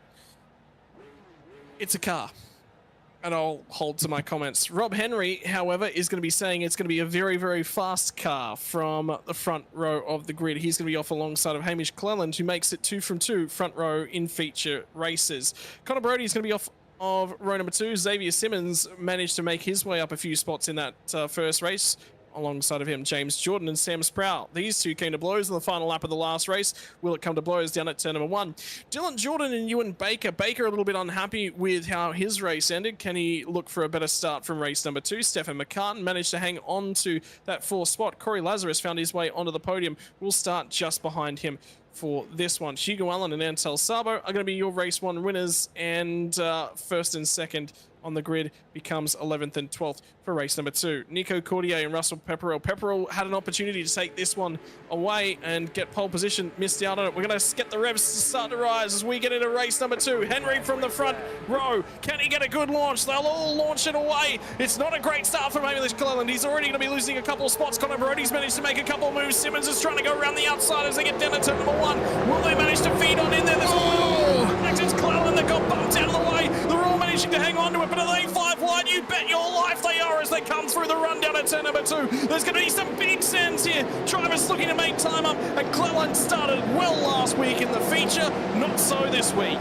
Wow, 3 wide between Sabo, Baker, and Dylan Jordan there coming through turn 4. Incredible stuff. And here comes Hugo Allen to try and make up a place here. This is fantastic on the first lap. We've seen some good space being given by most drivers, but maybe a little bit of rubbing and bashing on the way through those opening corners. Down at the hairpin, they'll manage to make their way through cleanly. A couple of drivers taking the extreme outside line. to avoid getting run into, but they all make their way through cleanly so far. Now it's down to turn 8. This is where things really start to get interesting. Massive dive by Antal Sabo, managing to get past, and Sam Sproul has fallen all the way down the order. Yeah, Hugo Allen's only managed to get his way through to about 9th. Ewan Baker's on the road ahead of him. He's going to try and swap him back over. And by the way, I just took a look at the radar. We've got rain on the radar to the southwest. I reckon it might hit in the probably about 2/3 race distance will be the earliest we'll see it. Corey Crossan, meanwhile, running very deep coming into the stadium section. I don't know if there was contact involved there. Russell Pepperell trying to work his way up, battling side by side with Mandela Pluck, who we were hearing wasn't even supposed to be here tonight. So it's good to see him out there on track. But Russell Pepperell will struggle to make his way past, but he's up 2 positions from where he started. That's good for him. Car that's gained the most places so far, Taylor Mitchell, number 37, up 8 spots to 14th. Still on the improve as well. Cleland, though, he's had the worst start to this one. He's gone significantly backwards. Started in the front row, now sits in 13th spot. He's going to try and go around the outside of Russell Pepperell as they get down through turn number 2. Onto the back straight. This is where these two were sort of stoushing in race number 1 during the early portions of it. James Jordan's had some grief, I think, on this lap as well. He's continuing to try and find some space. Lazarus might have just made contact actually with him, and Lazarus took the opportunity to redress that one out on track without waiting for race control and get that spot back now. Great sportsmanship on display. Phenomenal job from Corey Lazarus. Yeah, good stuff indeed. Let's see what Connor Brodie will be able to do here on Rob Henry for the lead of the race. This is fantastic stuff. Lazarus, Jordan, Sabo, McCartan, they're all sort of trying to march their way forward up to these guys. With how close they are for the time being, we could see some more time lost. But we'll see what Connor Brodie will be able to do here as Simmons here on Zoom chases him down into the stadium section, running a little bit deep, even deeper for Corey Lazarus just behind, but he gathers it up. Yeah, going to continue to try and be aggressive from these guys. Tyres will be just starting to come up to pressure now. So might start to see some fast laps as they begin to get set. Again, Lazarus struggling to really get the front end of his Porsche 992 set into the corners. James Jordan sits 5th at the moment. Sabo's driven his way all the way through to 6th. Hasn't been able to make much more progress than that. And something's actually happened, I think, to Hugo Allen. Yes. Yeah, he is absolutely falling down the order, dropping like a stone. He's not even on the circuit right now. Something's gone massively wrong for him. Looks like he's just disappeared. Unfortunately, I think a game crash potentially. I'm not too sure. But either way, Hugo Allen is out. Looks that way at the moment. We'll wait for another update. I can tell you there's a battle on for our race lead. Brodie's going to try and go the long way around. Deep on the brakes was Rob Henry. He said he's comfortable on the brakes. Simmons goes for the switchback and tries to get both of them. Does get the drive when they get out the other side. So Xavier Simmons goes from 3rd spot as they enter the spit scare hairpin. Now he's got the nose ahead. Henry will have a go at him back down here for sure because he's been strong on the brakes. Simmons has given him the space. He's going to go the long way round. Has he got the job done? Wriggles around under acceleration. Now it's going to be Brodie who slides it back down the inside. Can't maintain it. Lazarus is going to come back through and have a crack at the pair of them. Yeah, the heavy hitters have arrived on the scene. Corey Lazarus dispatches his teammate Connor Brodie very nicely coming into the stadium section, and Antal Szabo is right there too. He's going to squeeze up the inside coming into turn 12. Yeah, it's turn 12. Not able to get the move done though. He'll have to wait a few more corners.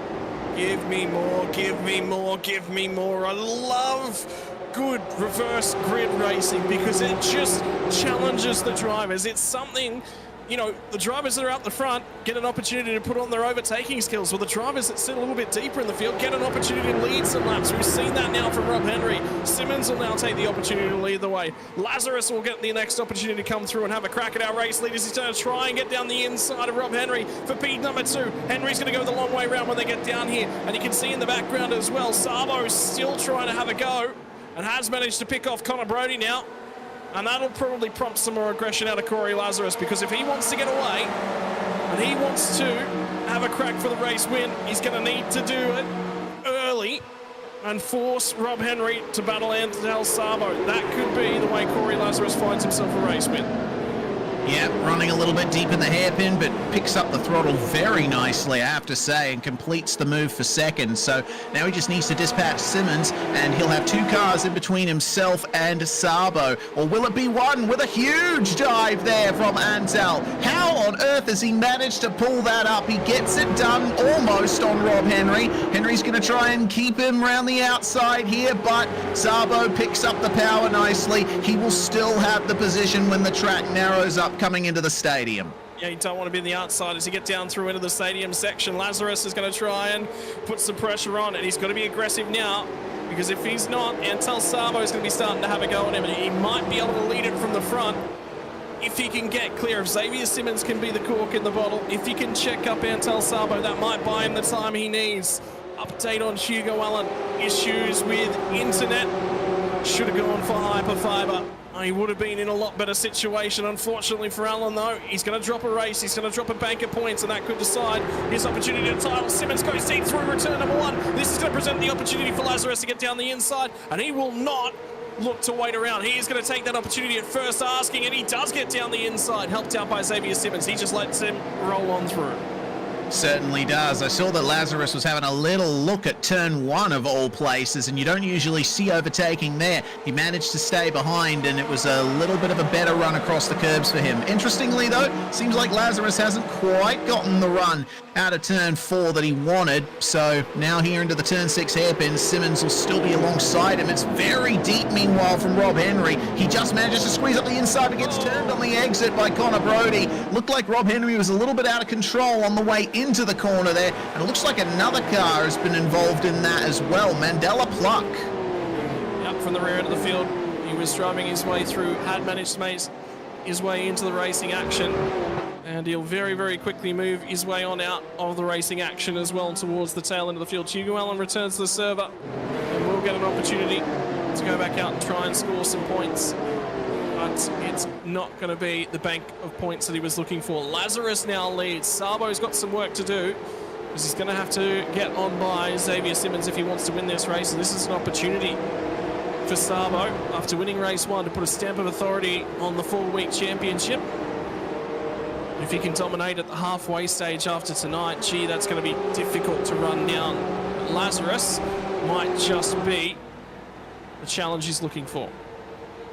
Yeah, indeed. Lazarus certainly right there and looking for it. Didn't quite get the points in race 1 at Road America, but with his brilliant race 2, he managed to put himself right into the championship fight. And if he can hold on for the win here, it would be massive. We'll definitely have a tight race at the front. We saw a pack behind these guys, meanwhile. Stefan McCartan and Ewan Baker, well, they were battling hard in the previous race, and they're battling just as hard now on the last lap. Once again, Ewan Baker was on the inside of the corner, McCartan turning in and making a little bit of contact with him. So I think Ewan Baker might be getting a little bit of the red mist descending for the time being. We'll have to wait and see, though. McCartan has to try and make his way past James Jordan here coming out of the hairpin. Yeah, so difficulty for McCartan will be trying to set this move up. There was a redress ordered too on the number 10 car, Cora Croson, whose unfortunately night is already over, was to redress behind the 69 machine for contact that was made. 69 is Nico Cordier, who now runs at the tail end of the field. So for both of those cars, night effectively over. Yeah, shame for the both of them. They were definitely cars that we would have seen fighting in and amongst that top 10 area. But we'll keep our eyes peeled on the lead of the race. I'll tell you what, Sabo's gotten by Xavier Simmons, but he's not making much of an impression on Lazarus yet. Yeah. And that'll be the difficulty. Whether or not he's just trying to look after the tyres just a little bit, although he runs very, very wide coming out of the final corner, and utilising all of the extra circuit runoff area to try and make some time. For the meantime, Lazarus is free at the toe. If he can build a little bit of a margin, it'll certainly make him feel significantly more comfortable. It's going to require getting that drive off of here, though, and then all the way down back straight away. Update on the weather scenario. It is continuing to creep in from the southwest, so we'll just sit and we'll wait. And in terms of the southwest corner of the circuit, that's going to be coming over the drag strip, down over that final corner. across the start-finish straight towards the northeastern corner, which is where we are right now, down at the hairpin. So the hairpin will be the last section of the circuit that will get rain if we get it. If we do get it, it will be light rain only. So they may be able to continue on the slick. Yeah, very light drizzle. There's the position change there. James Jordan letting Stephen McCartan by as McCartan got up the inside at the hairpin and completes the move. So yeah, you're right, they will still be racing in pretty dry conditions all the way to the end. The rain, when it does fall, I don't think is going to be quite enough to justify a switch to wet tyres, especially since if it does come at all, it'll come very late in the race, probably in the dying laps of this event. Yeah, but that could change things up, changing grip levels each and every lap. So it'll be about keeping heat in the tyre. Provided you can keep the heat in the tyre, you'll be okay. It'll be the big thing that we're keeping half an eye on. Sabo's not made any inroads on Lazarus this lap. They're about even when they get to the end of the lap. He made sort of some time in the middle sectors, but then at the tail end, just a touch of a mistake, and Lazarus just runs away at the front end again. Meantime, Ewan Baker, we're trying to get his way on by James Jordan. Here comes an opportunity down at turn number 2. Dive late on the brakes, deep on the brakes, does get the car stopped, but the drive out the other side. James Jordan is going to put the power down and get a reasonable drive. It's not flat through the turn 3. Kick back to the left-hander. It's a slight lift. And Jordan's going to carry the pace all the way off of 2 onto the back straight. And Ewan Baker's got the shorter way around Parabolica. Is he going to be able to outbrake James Jordan from the outside down here at the hairpin? They're going to go in nice and even. Jordan looks like he's in a touch deep. He's going to run it wide. Looks for the crisscross. Gets propped up though. Jordan was able to just cover him off in the latter part of the corner. And I think the part of the reason for that was Dylan Jordan showed the nose as well. Yep. The brothers helping each other out there in their battle with Ewan Baker, who decides now is the time for another dive, but has he gone too deep? Jordan sees him coming and runs a little bit wide just to avoid making contact, keeps the position in the midst of all of that. I'll tell you what, Ewan Baker is throwing some spirited moves here, but he's not quite able to get it done. I don't know if he's starting to get a little bit frustrated now, Ewan Baker, because he feels like he could be with Stephen McCartan, and McCartan's starting to just run away just a touch. Not a huge amount, but just starting to run away. You'll think that he can certainly go with him if he can clear them. He's got to set it up though. Dive bomb at turn 2. I looked at that and went, he's probably going to lose that spot if he pulls that trigger just with how deep he went, but I think he might set it up this time and try and go down the inside of the hairpin. Yeah, I think the big problem with trying to make a move at Hockenheim, especially at turn 2, is you've got that flick back to the left before you get onto the straight. And we saw that James Jordan was able to do the crisscross on him and prevent Ewan Baker from using all of the track on the exit here, right at this point on the circuit. This time, though, Baker has used the exit to its full potential, and he's got the slipstream. He's going to show the nose halfway through Parabolica. And now, hard on the brakes for the hairpin. You can get a bit later on the brakes here around the outside, but you will compromise your line on the way through. Baker is the first to the apex. Got him. Yep, much better. And he's just forcing Jordan to run a touch deep. And Jordan will happily comply, and he just set that one up, used his brain a little bit with that move, Ewan Baker. So much better in terms of that capacity.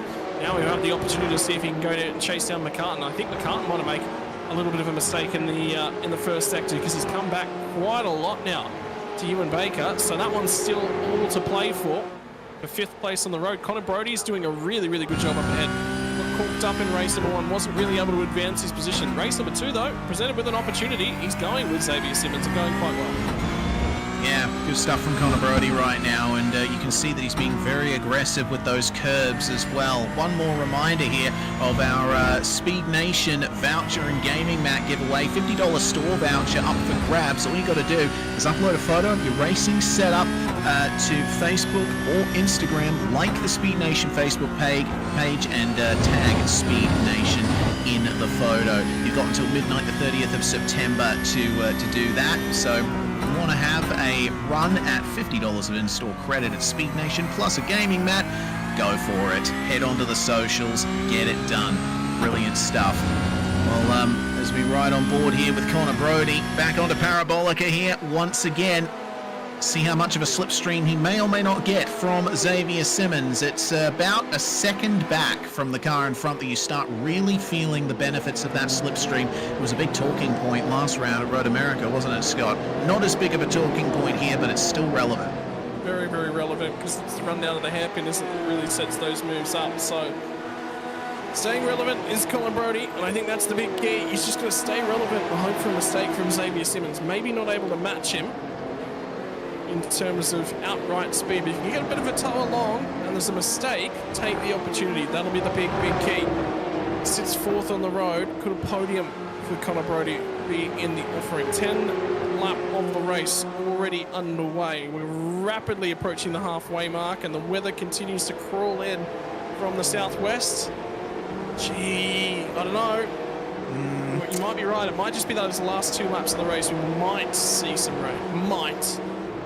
Yeah, well, looking at the weather radar, I've been tracking the position of that rain on the radar. It's covered about half the distance to the circuit that it was at the start of the race. So I reckon by about lap 20, lap 21, we'll be right on the verge of getting a tiny bit of drizzle. And then all of a sudden, the line through turn 1 particularly is going to be, that's the end of the circuit. It's going to hit it earliest. That's going to be the big key, because you bounce over the curb on the inside all the way to the curbing on the outside. That's a ton of paint you're crossing over, so anything can happen. Wet weather lines may come into play to finish this one off. Ewan Baker finally, after getting that move done, is trying to set sail, and he's doing reasonably so. Cameron Dance is having a much, much better race number 2 compared to race 1. Through to 11th spot. In pursuit now of Taylor Mitchell, will be his next victim on the road after he made the pass on Hamish Colland. Yeah, very good stuff from Cameron Dance. Remember, he had a torrid race 1. We saw him involved in the lap 1 incident in the first race, and that was pretty much the last we saw of the man in the number 6. But now up 15 places and chasing down a potential top 10 position. Taylor Mitchell is about 1.1 seconds ahead of him at the moment, just the next car up the road. And Mitchell's had a pretty good race as well, up 12 spots. Same for Tyler Williams in 13th place. Some brilliant gains from many drivers in this field. Yeah, getting out there and getting their overtakes on. Sure as makes for exciting racing. Meantime, everyone's still cracking on bar our only retirement of the night, Corey Crowson. I'll tell you what, Lazarus still leads the way, but Starbo's sort of brought the margin back under a second at the moment, so battle for the race lead is going to continue to heat up. I'm just curious, keeping an eye on this one. Starbo said that he had done some light rain practice, so he has put the work in to make sure that he's prepared for slightly wet conditions. I wonder about Corey Lazarus, whether or not he's done the work as well. Yeah, that's always the question. You know, once the iRacing weather system came into effect, that was one of the big debates in the community, is like, how can you really prepare for it? You can set up sessions, you can do practice in all kinds of conditions, but it's at that point where the conditions change, when the switch flips. You know, I think that's the real kicker, because it's all well and good if you can drive a car competitively in the wet, but if you mess up the transition from dry tires to wet tires, then your skill is only going to be secondary.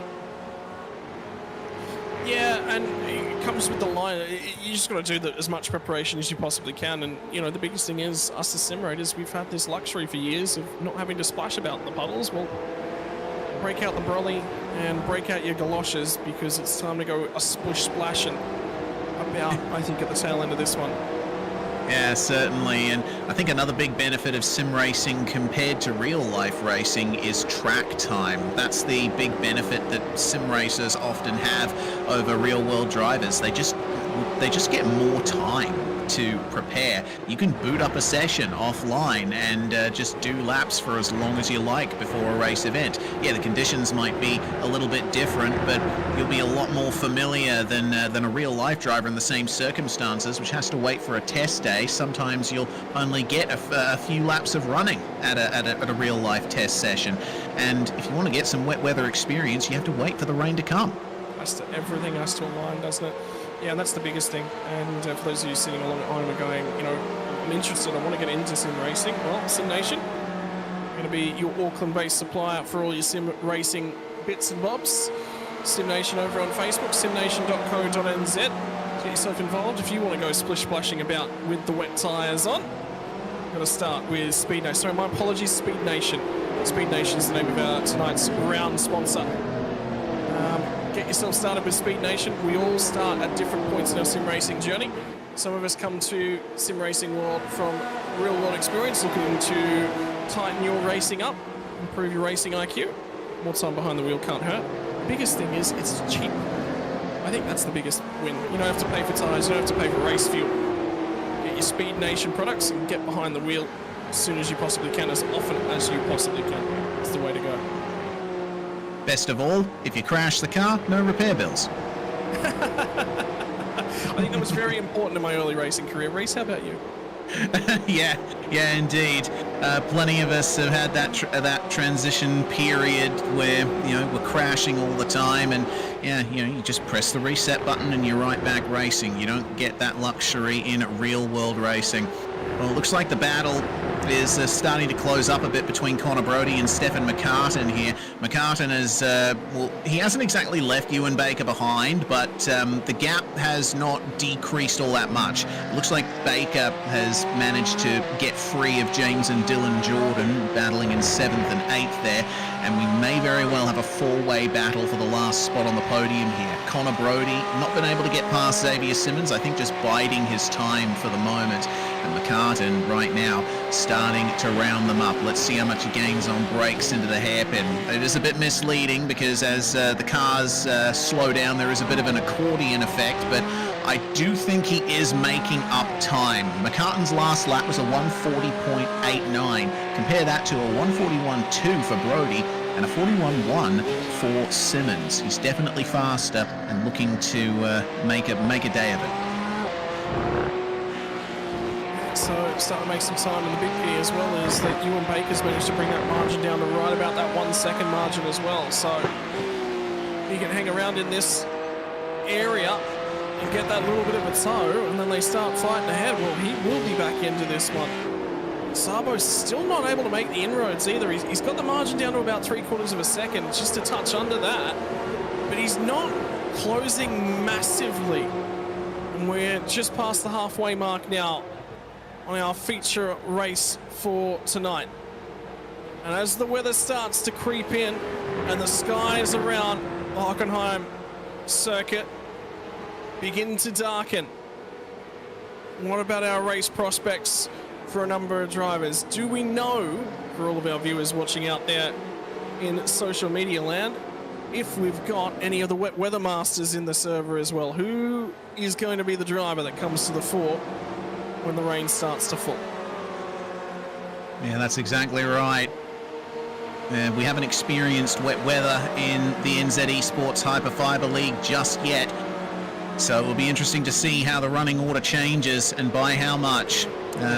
The battle is closing here between McCartan and Brody, but it's side by side for 10th meanwhile. Cameron Dance has been catching up to Taylor Mitchell this whole time. We checked in on them when they were a couple of seconds apart. Now Dance is having a run at the hairpin on the outside. Don't know if he'll be able to keep it around the outside. He certainly can though. Manages to put the power down, and he'll have the inside line for the next braking zone. So Cameron Dance on a massive run through the field is going to continue here, and taking advantage is Hamish Cleland, who we haven't seen in a bit. It's been a while for Hamish Cleland, starting to try and apply some pressure back to Taylor Mitchell. Remember, Cleland had that troublesome lap number 1. There's some damage to the rear end of the number 41 Porsche. Has probably given him a little bit of a rough up and rattled his confidence just a touch. Cleland as they all bounce all the way out and over the curbing. Down at turn 11, the hairpin now at 12. And we'll start to try and build that run once more. And into the final couple of corners as well. All the way out, he's closing. I tell you what, Cameron Dance was down wide at the final corner as well. This is going to present a huge opportunity for Taylor Mitchell, but it's the run down of turn number 1, a single line groove when they get down here. Not much of an opportunity, but it may present the opportunity on the run of the hairpin. Perhaps the run down of turn number 2 doesn't quite get the drive he was looking for. Does Taylor Mitchell? He'll have to bide his time once more. Just sit back, relax, and wait for the opportunities. And again, Dance is going to run wide at turn 2, Reese. Yeah, he's going a little bit deep here. He spent all of that time trying to make the move, and now he's got clear track in front of him to the tune of about 7 seconds or so to Russell Pepperell. So now he has to recalibrate as Corey Lazarus now has to defend from Antal Sabo for the lead. The battle is on for the win of race 2. Starting to close, and these two have got a healthy margin out for the race lead now. So it's just be between these two. We said it was critical for Lazarus to get that margin whilst he could. Well, he's got the margin, he's had control. Now Sabo's been able to mount the comeback. Simmons has not been able to go with them either. But McCartan, conversely, has not actually been able to build the margin back on towards Simmons. So Simmons will look to have control of P3 on the road at the moment. 16 laps in the book. When they get to the start-finish line of 27, there will be 11 more laps left to run. And that rain is creeping ever closer. It's now about, I'd say, 80% of the way to the circuit from where it was at the start of the race. So expect some time in the next 5 laps or so to maybe see some light, some light drizzle. Rob Henry still holding on to 14th spot for the time being. It's been a shame, you know, he started so well and it just hasn't gone his way, but he's still involved in a very tight battle and there's a lot of places that he could potentially make up. Look at how close they are ahead. Tyler Williams up there trying to get past Hamish Cleland with a massive run out of turn 4. Well, it's just continuing to just get bottled up, and I think Rob Henry trying to cut his way back through the field. He was good on the brakes, remember, down here in the last race. Williams is going to try and have a go at Cleland on the run down of the hairpin. Those two will get checked up by the drivers up ahead of them as well. Mitchell's still staying attached to the rear bumper of Cameron Dance in this battle for one spot inside the top 10. The rest of them will be on the outside of the top 10 and looking in. Pepperell's been able to run away a little bit as well, so he's continued to build the margin. Again, Dance is going to run wide, really struggling to get that car pulled up and turned in now to a lot of the corners, bounces over the curb. This is going to present an opportunity. Again, Mitchell's probably not the right space to go for it, but gets close enough and continues to harass. And again, dances deep once more. He's just continuing to make mistakes and keep the battle on for the race lead as well, because Sabo has closed that margin down to a couple of tenths of a second.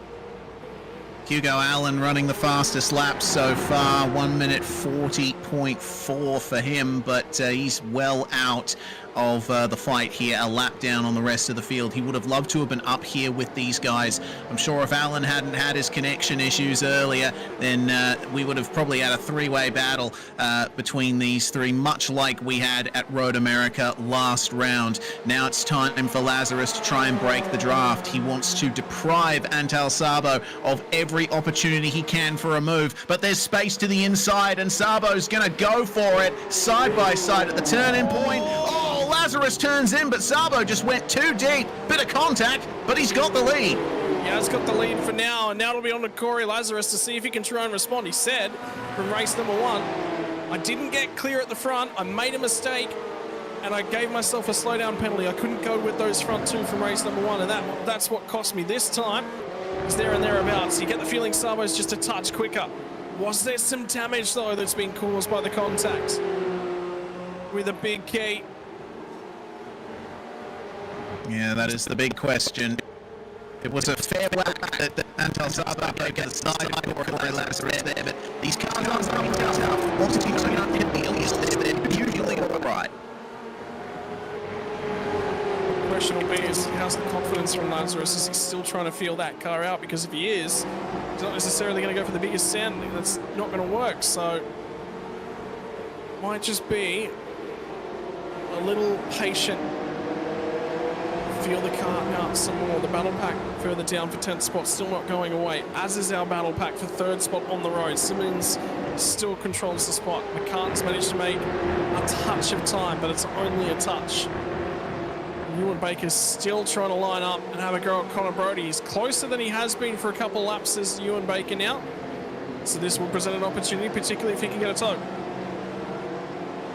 All right, let's see then. It just looks like the run through turn 4, just not quite with Baker there. He lost a little time there on the way out of the turn, but he'll pick up the slipstream and get ever closer on the way up to the hairpin. There was shades of a potential defense there from Connor Brody, but the door is left wide open for Baker to get up the inside. All of the lock on the wheel, and Ewan Baker is through, but Brody still has a tiny bit of overlap. Baker's going to have to compromise this line through this flat-out kink, and Connor might have a chance here at turn 7. The space is left there, but Brody's not going to take it. Yep, so he's just going to be a little bit more patient. And the thing from Connor Brody is, I think he looked at that hairpin and went, oh, he's not going to send it down here. Oh, I don't need to cover that one. Well, he did need to cover it.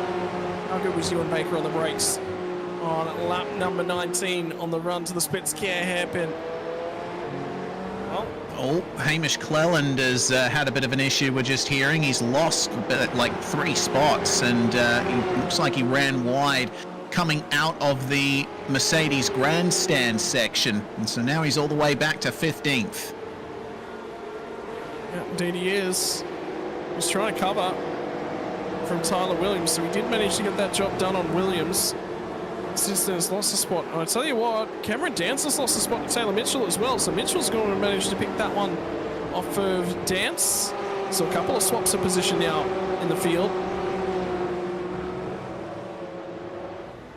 Yeah, plenty of swaps going on here, and it looks like Dance is even further behind Mitchell than he was when we last checked in on him when he was behind. So something evidently going quite wrong for Dance there. But the battle for the top 10 is well and truly on. We have 6 cars involved in this fight, and it's magnificent. Meanwhile, the battle for the lead looks like Corey Lazarus is still keeping Antal Sabo very honest. Hugo Allen just minding his own business, a lap down, setting fastest laps, but it looks like Lazarus hasn't been dropped by Sabo just yet. The gap is all right. It's about 4-5 tenths of a second at the moment, but Sabo's definitely have to work for this. Yeah, he's certainly going to. Lazarus doesn't look like he's lost any confidence, so damage might be superficial, if there is any at all.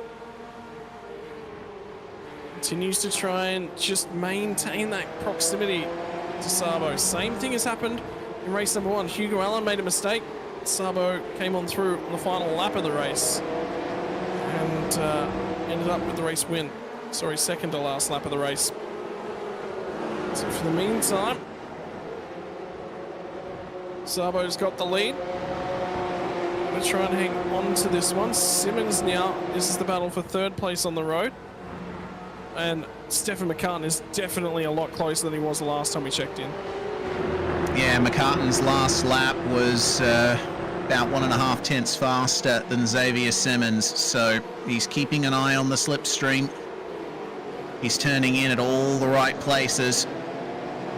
Of the places that we're looking at, Mitchell, Dance and Williams still the biggest position gainers in this whole field, but let's see what Simmons can do to try and hold back Stefan McCartan, who's looking for a good result here. Potential podium on the cards. Rounds him up just a little bit here into the braking zone. Ewan Baker and Connor Brody behind will be watching on intently, waiting for this battle to explode. The moment you see cars start to run side by side, that's where you can gain time on them. And the big thing is, McCartan is right there, right amongst it. He's going to show the nose to the inside. He is going to get down the inside. Does he get the car pulled up? He does. Simmons runs a little bit wide. Just could not get the front end of the car to tip into the corner. So it's going to be McCartan through to 3rd place. Ewan Baker now is going to say he might just have a crack at Xavier Simmons.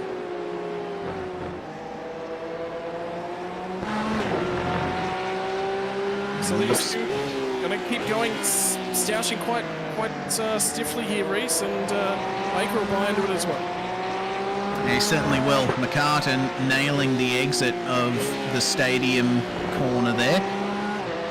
And I think he might just be able to keep this position for the time being. But now that Simmons has lost a position, he is vulnerable. He's got 2 more cars behind him looking to make up places. They would have seen what McCartan did, and they'll be trying to replicate that. Now Simmons has to focus with his eyes forward. He needs to try and follow McCartan closely. The more he does that, the less of a chance he'll be under attack from Baker and Brody. But Connor Brody going very deep into turn 2 there. I don't think he quite intended to do that. Loses out a tiny bit. Still gets a reasonable run out of the corner, so he's just deep when they got down to turn number 2. But yeah, he still managed to hang on and maintain the draft, which is going to be his saving grace. James Jordan now has just dropped out of that one as well and starting to drop back into the clutches of his twin brother. And we keep our eyes on the heavens as well. Lap 22 of 27. Oh, here comes Lazarus. Oh, there's no space there. But he makes the space. And Antal Szabo cannot find his way back past. What a move. And again, showing that get aggressive. You might just get it respected. Sabo's going to try and have a go back at him as they come back into the stadium section as well. Very difficult to get a move done here. Oh, no! Round they go! Lazarus in the wall! And he'll hope that the car is all okay. And what does Szabo do? He does manage to recover the car. He's come back out in second spot, so he does still manage to hang on to the spot. And what is Szabo going to do, and how bent is the race car from Lazarus? That's the big question. Looks like as he keeps on going, Lazarus seems to have escaped too much damage, but the story will be told in his lap times. A little bit of rear end damage from him, and that's just a consequence, I think, of you know, trying to run side by side on the exit of that corner. As we go to the Speednation replay, we'll have another look at that. So Lazarus trying to protect the inside. Szabo swings around the outside. There's contact at the exit. I mean, you can't expect Lazarus to go anywhere else. He committed to the corner. He was narrow on entry. He would have washed wide on the exit. Unfortunately, Szabo was right there in the space that he needed. Yeah, that's just racing, unfortunately. So it'll be with the stewards, and they will have a look at it. Because, of course, you need to have a look at these sorts of things. You don't just let that one go. For a race lead, a race victory, very, very important. McCartan now starting to close in. So McCartan's managed to make the overtake on Xavier Simmons at the same time as well. So he is starting to really harass and look forward to Stefan McCartan. This could be an opportunity for him to move his way up in a second spot. Yeah, this is a big opportunity for McCartan. He managed to get the podium position off Simmons and now has a big fight on his hands with a potentially damaged Corey Lazarus. There's definitely some visual damage on the rear there. We don't know how it's affected the suspension or the drivetrain. Regardless, Lazarus will be rattled and McCartan will need to take advantage. Opportunity is going to present itself, and then the rains, they just might start at the back end of this race. We're expecting potential for rain any time from now. So now we just got to keep an eye on it. Yeah, it's on the verge. Ahead Reese is Hamish Cleland has been forced to redress behind Mandela Pluck and has now done so. So an incident between those two has now been sorted. Oh dear! Oh dear, that's Simmons. Oh no! That's taken James Jordan there. And wow, that's massive. Xavier Simmons will definitely be out of this one. The front suspension is completely gone. Front right off the car. My goodness. Yeah, he's just going to have to sit and wait at the moment. I think it was Pepperell was the next car through that might have collected him.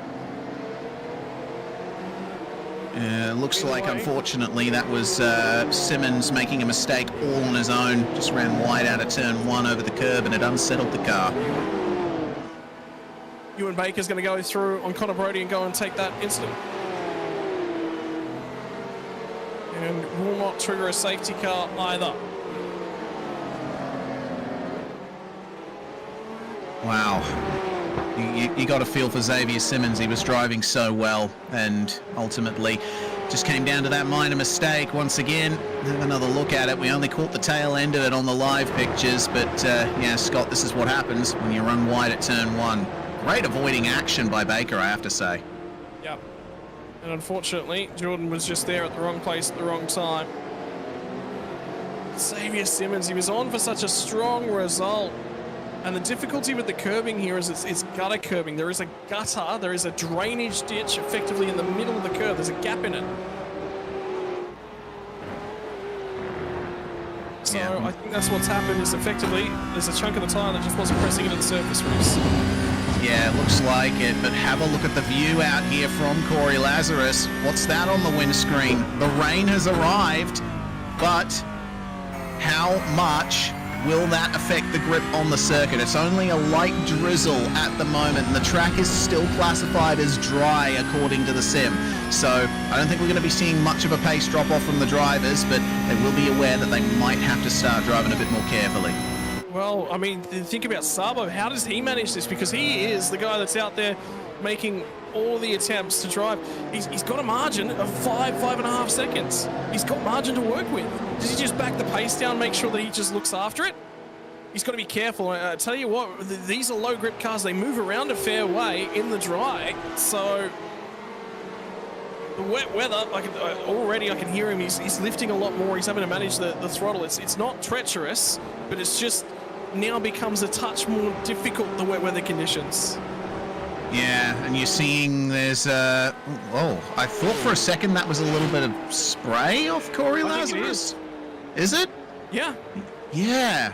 I was going to say I'm not seeing much of it from other cars, but yeah, there is actually some standing water on the circuit now, so we'll see. It's now mostly dry in the sim, so well, 2 laps to go for Antal Szabo, and he ran a little bit wide out of the final corner. The grip levels are starting to change. By this point in the race, you have to stay on the dry tyres to the end. You're just going to cost yourself too much time if you pit for wets. So now the challenge is on for Antal. It's 2 laps. It's 2 laps. That's all they've got to get through. That's all they're going to navigate. And the most treacherous spot is also where the rain hits. It's turn 1. You're all over the curbs. You do not want to be touching painted lines. The reason for that paint is slipperier than the asphalt. It fills in the gaps in between all the stones. That's where the water goes and hides. When there's just a little bit of water like there is right now, it'll sit right on top of the paint. It'll sink into the asphalt because there's enough gap. There's still room for the tyre to bite. That's why you stay off the curbing.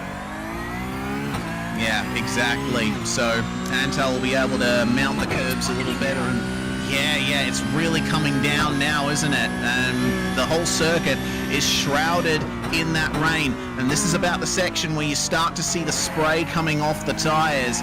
In some corners, it doesn't look too bad, but once Antal gets into the twisty bits here at the end of the lap, he's going to have one heck of a final lap to negotiate. I just saw Connor Brody just picked up the throttle, just slid through the Mercedes Arena section of the course as well, all up and over the curve. She's being brave. These guys are all being brave. They've got enough grip for now, but if those tyre pressures, they have a tyre pressure display in the dash. I don't think they get temperatures, but they do get pressures in the Porsche Cup car. It does have a pressure. And when you see those pressures start to dip, that sort of tells you, hey, we're on the transition point here. We're starting to lose tyre temperature. We're losing pressure. That's grip loss. That'll tell them how to drive the car. That's sort of the only warning that they've got of what the conditions are kind of like. That and what they can feel through the wheel.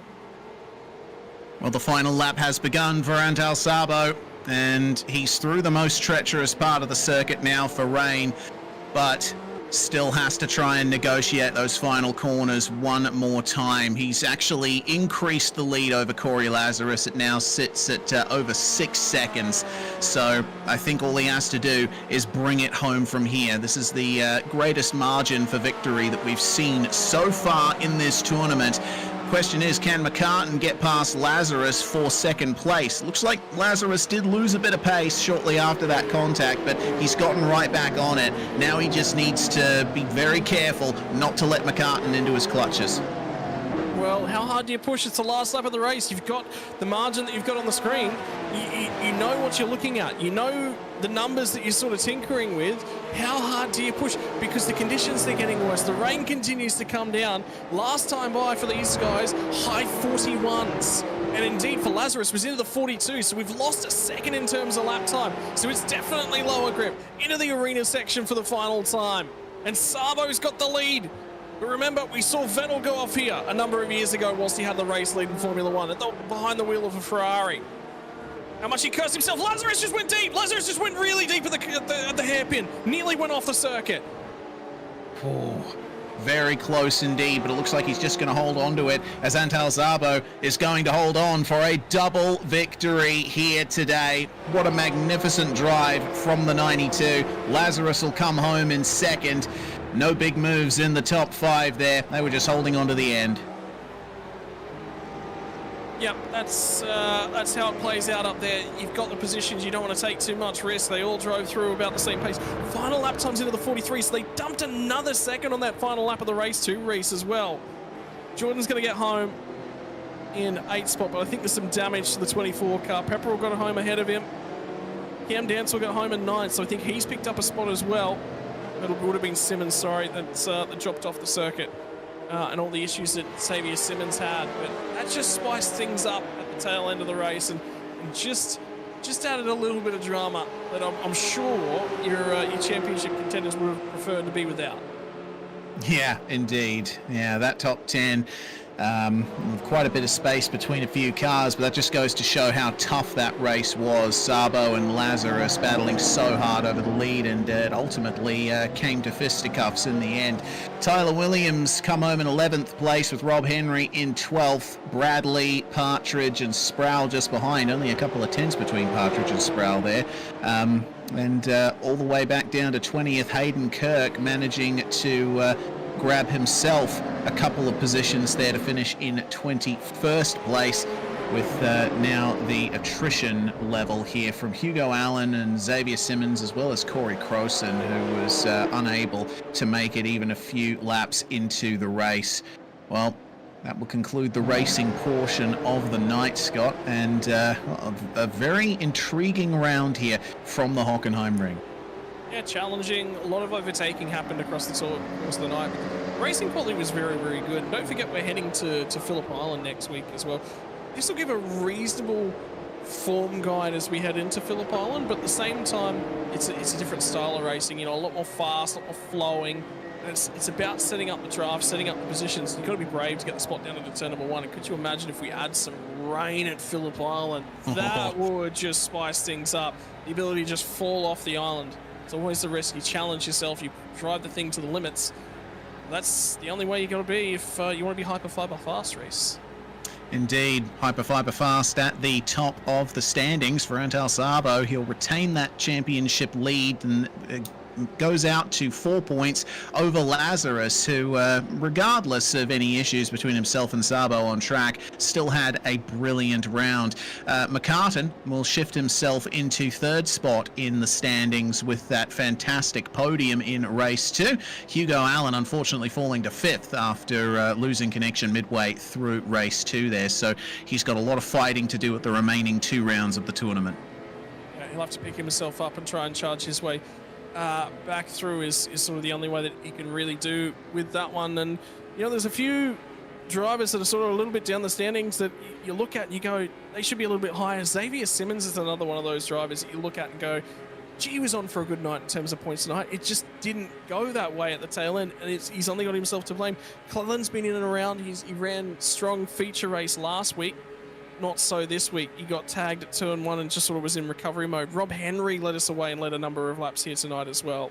And then you just get down through to the tail end of the field as well. Drivers back there struggling just to put some points together. Could have been a tricky race 1, could have been a tricky race number 2. I can tell you, ladies and gentlemen, we're going to get the opportunity to chat to Stefan McCartan, tonight's driver who finishes in 3rd spot in the 2nd race. And the conditions in race number 2 there, Stefan, at the tail end of things, pace dropped off by about 2.5 seconds over those last couple of laps. That rain just added to the drama at the very end. Oh, absolutely. Especially the sort of last lap in the stadium section, where you got all the undulations and camber of sort of the mini carousel. Yeah, she was pretty slick. Yeah, Corey Lazarus just about ran off the road right ahead of you as well. We're just wondering if you might have been able to pull that one off. Challenging night here. In terms of things, we sort of spoken to you both weeks now. You've had one great race and one average race and races that you sort of want to forget, but you're starting to sort of build the points together. I think that's the big key as we head to Phillip Island next week. Yeah, absolutely. Yeah, it made a bit of a shambles of race 2 last week with a noob lock up on lap 1 with cold tyres. But points tally's going good. Obviously a bit unfortunate there for Hugo. In the second race, he losing a bunch of points with his internet dropout. But obviously it favours everyone else, so hopefully that'll boost me up a position there. And I think with the results tonight, I go equal with Ewan and jump in front of Xavier. So good round. Enduro format at probably my weakest track next week, Phillip Island. So we'll see how it goes. Mate, that'll be nice and challenging for us next week. However, floor is all yours. Give a thank you to all the sponsors and everyone you'd like to say thanks to. Yeah, thanks to the team sponsors, Blackout Electrical Solutions, Simrigs, Shunt Scenery, DSM Painting Decorating, Palmerston Bakery, Simblack in New Zealand, and just a shout out to Supercars New Zealand for voting me as their one of their candidates. And obviously shout out to all their sponsors, Nappers, MRX, DSA, and Wear Craft. Mate, congratulations on 3rd place from race number 2 here tonight, and congratulations on another solid round. Cheers, guys.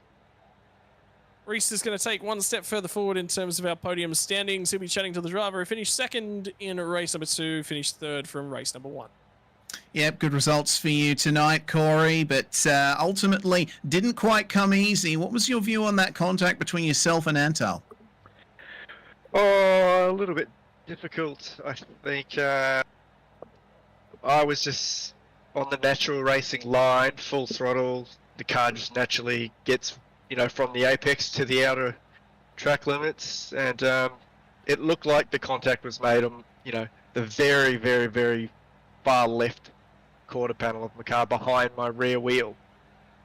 It was very unfortunate because it was a tremendous fun race. I had immense fun with Antal there. It was a bit of a bummer, to be fair, because it would have been good to go down to the wire. One of those things, and we'll leave it with the stewards, I think. Yeah, good to see that you're coming out of it with a good spirit there. It was a great battle with Antal all the way through, and the rain coming at the very end as well spiced things up a bit. You went a bit deep in the stadium corner on the very last lap. How did the grip feel out there? It was evaporating lap by lap, and that was quite a moment actually. We released the brake just as it started to lock, luckily, and then re-braked again and it managed to pull up. But that could have easily been in the sand trap. It was probably would have made it very spicy if it had come 2 or 3 laps earlier, that's for sure. Yeah, indeed. Well, regardless of the difficulties that you faced in race 2, still coming away with a 3rd and a 2nd. You are 2nd in the championship, only 4 points behind Antal. Coming into the endurance round at Phillip Island, it's going to take a bit of a shift of perspective, I think, for round 3, having one single 75-minute race to negotiate. Yeah, for sure. It'll be a tyre conserving race. Around there, it is such a good track. I love Phillip Island. I love driving it. Can't wait to get there. Can't wait to start practicing. And then on the final round of the championship also, I love that track very much as well. So it's going to be interesting. The last 2 rounds, thoroughly enjoying it so far. And can't wait to dig in and have a real crack at it. Yeah, we can't wait either, Corey. Is there anyone you'd like to give a shout out to before we let you go? Yeah, sure. Firstly, I have to thank VRA for giving me the opportunity to get the quali rounds, being their representative and going straight through to the finals. Then I've got, all the boys behind the scene at Blackout OPR. The support and the testing we all do together is fantastic. And of course, my wife putting up with me being on this as my 2nd marriage. Indeed. Well, Corey, thanks very much for joining us. Hopefully we get a chance to chat to you after Phillip Island. Hope so, guys. Thank you very much. Corey Lazarus putting on a great drive here today. And finally, Scott, we have our Speednation round winner, Antal Sabo, joining us. Mate, congratulations, Antal Sabo. Tricky race number 2, not the least because of the weather, but the battling there back and forth with Corey Lazarus as well. Little bit of paint traded, but look, that's touring car racing. You got to be able to handle the contact sometimes. He went a little bit narrow coming into the stadium section, drifted up and across you. I just think it's just 2 drivers racing incredibly hard for the same bit of real estate. I want a bit of a bourbon after that. That was a lot of stress on the good old. Man, that was a lot of racing there. I had to stop and just sort of go through the race because there was so much happening. I kind of forgot what happened. Yeah, it was a lot of fighting, a lot of hard work to keep the pace up.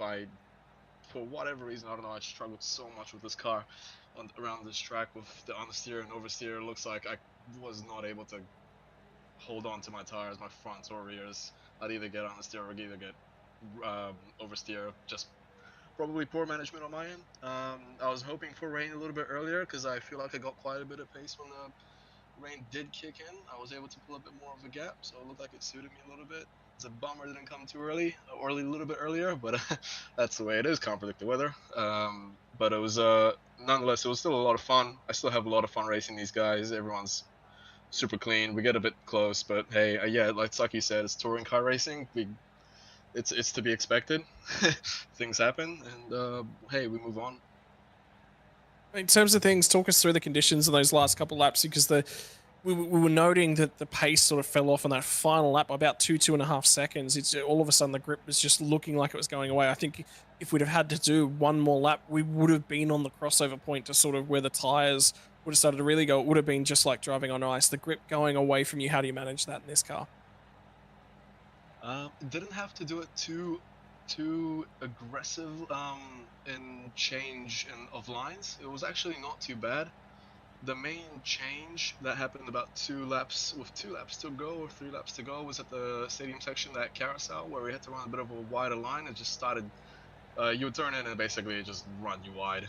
So you had to really slow the car up and V it up a little bit, rather than running the conventional line down bottom. And turn two was getting a little bit tricky. The hairpin was actually not too bad for me. Maybe it was because of the way I had my brake bias, but it felt relatively predictable. I feel like it would have gone a lot more hectic if we waited a bit, 1 or 2 more laps. We probably would have been on that crossover for the wets. But yeah, that's sort of how I was thinking. Just sort of try, feel it out, and see how it goes. Like I said, I didn't do too much running in the wet. I knew enough to sort of try predict it, but worked out in the end, I suppose. Well, mate, 2 race wins from 2 here tonight. You've certainly mastered the conditions and mastered the Hockenheim ring. Who would you like to thank that makes it possible for you and the team? I'd love to thank MRP Sim Racing for having me on, and IQ Security, good old IQ Security here, and yeah, that's it. That's about it for my end. Hey, congratulations on taking the lead of the championship quite comfortably as we head into round number 3. Phillip Island next week, and we'll see you then. Yes, thank you very much, team. Good night. Thanks all. Well, congratulations to our race and round winner for Antal Sabo with 2 race victories. Hugo Allen was set to challenge him all the way, and an unforced error in race number 1 and internet dramas from race number 2 might have to invest in some hyperfiber internet to bring him forward. Reese, that's going to wrap us up from round number 2, but we set forth to look at the endurance round next week. Phillip Island's going to be a challenging old circuit, and the endurance round change of the format as well. Yeah, indeed. We are going all the way over to the other side of the world and a bit closer to home for all you Kiwis out there across the Tasman Sea at the Phillip Island Grand Prix circuit. Super fast course here with some brilliant opportunities for slipstreaming. It's going to be a fast race, but like Corey Lazarus pointed out, tyre management is going to be a factor. It's going to be a single 75-minute race that is offering double points. So if drivers like Hugo Allen want to recover their chances in the championship, they have to go for a good finish there. Yeah, going to have to be aggressive and see how much they can bank in terms of the race points. Well, if you're going to join us, it'll be next week. We'll be live from about 7:30 New Zealand Standard Time, so keep your eyes on that one. Keep your eyes out for everything that continues to progress as well. On behalf of Speednation, tonight's round sponsor, get involved in the giveaway. Post a picture of your sim racing rig, whether that's your controller, whether that's a fixed rig, and how you go racing. Post that on over to Facebook, tag Speednation, and don't forget to give the Speednation Facebook page a like. You can win yourself a $50 voucher and a gaming mat as well. Head on over to the social media page on Facebook.com/SpeednationNZ. Ladies and gentlemen, we thank you for joining us for round number 2 of the New Zealand Esports Hyperfibre League. On behalf of everyone behind the scenes, on behalf of our admin team, the sponsors, and the broadcast and production crew, we thank you for joining us for this week, and we'll see you next week for the next round of the New Zealand Esports Hyperfibre League.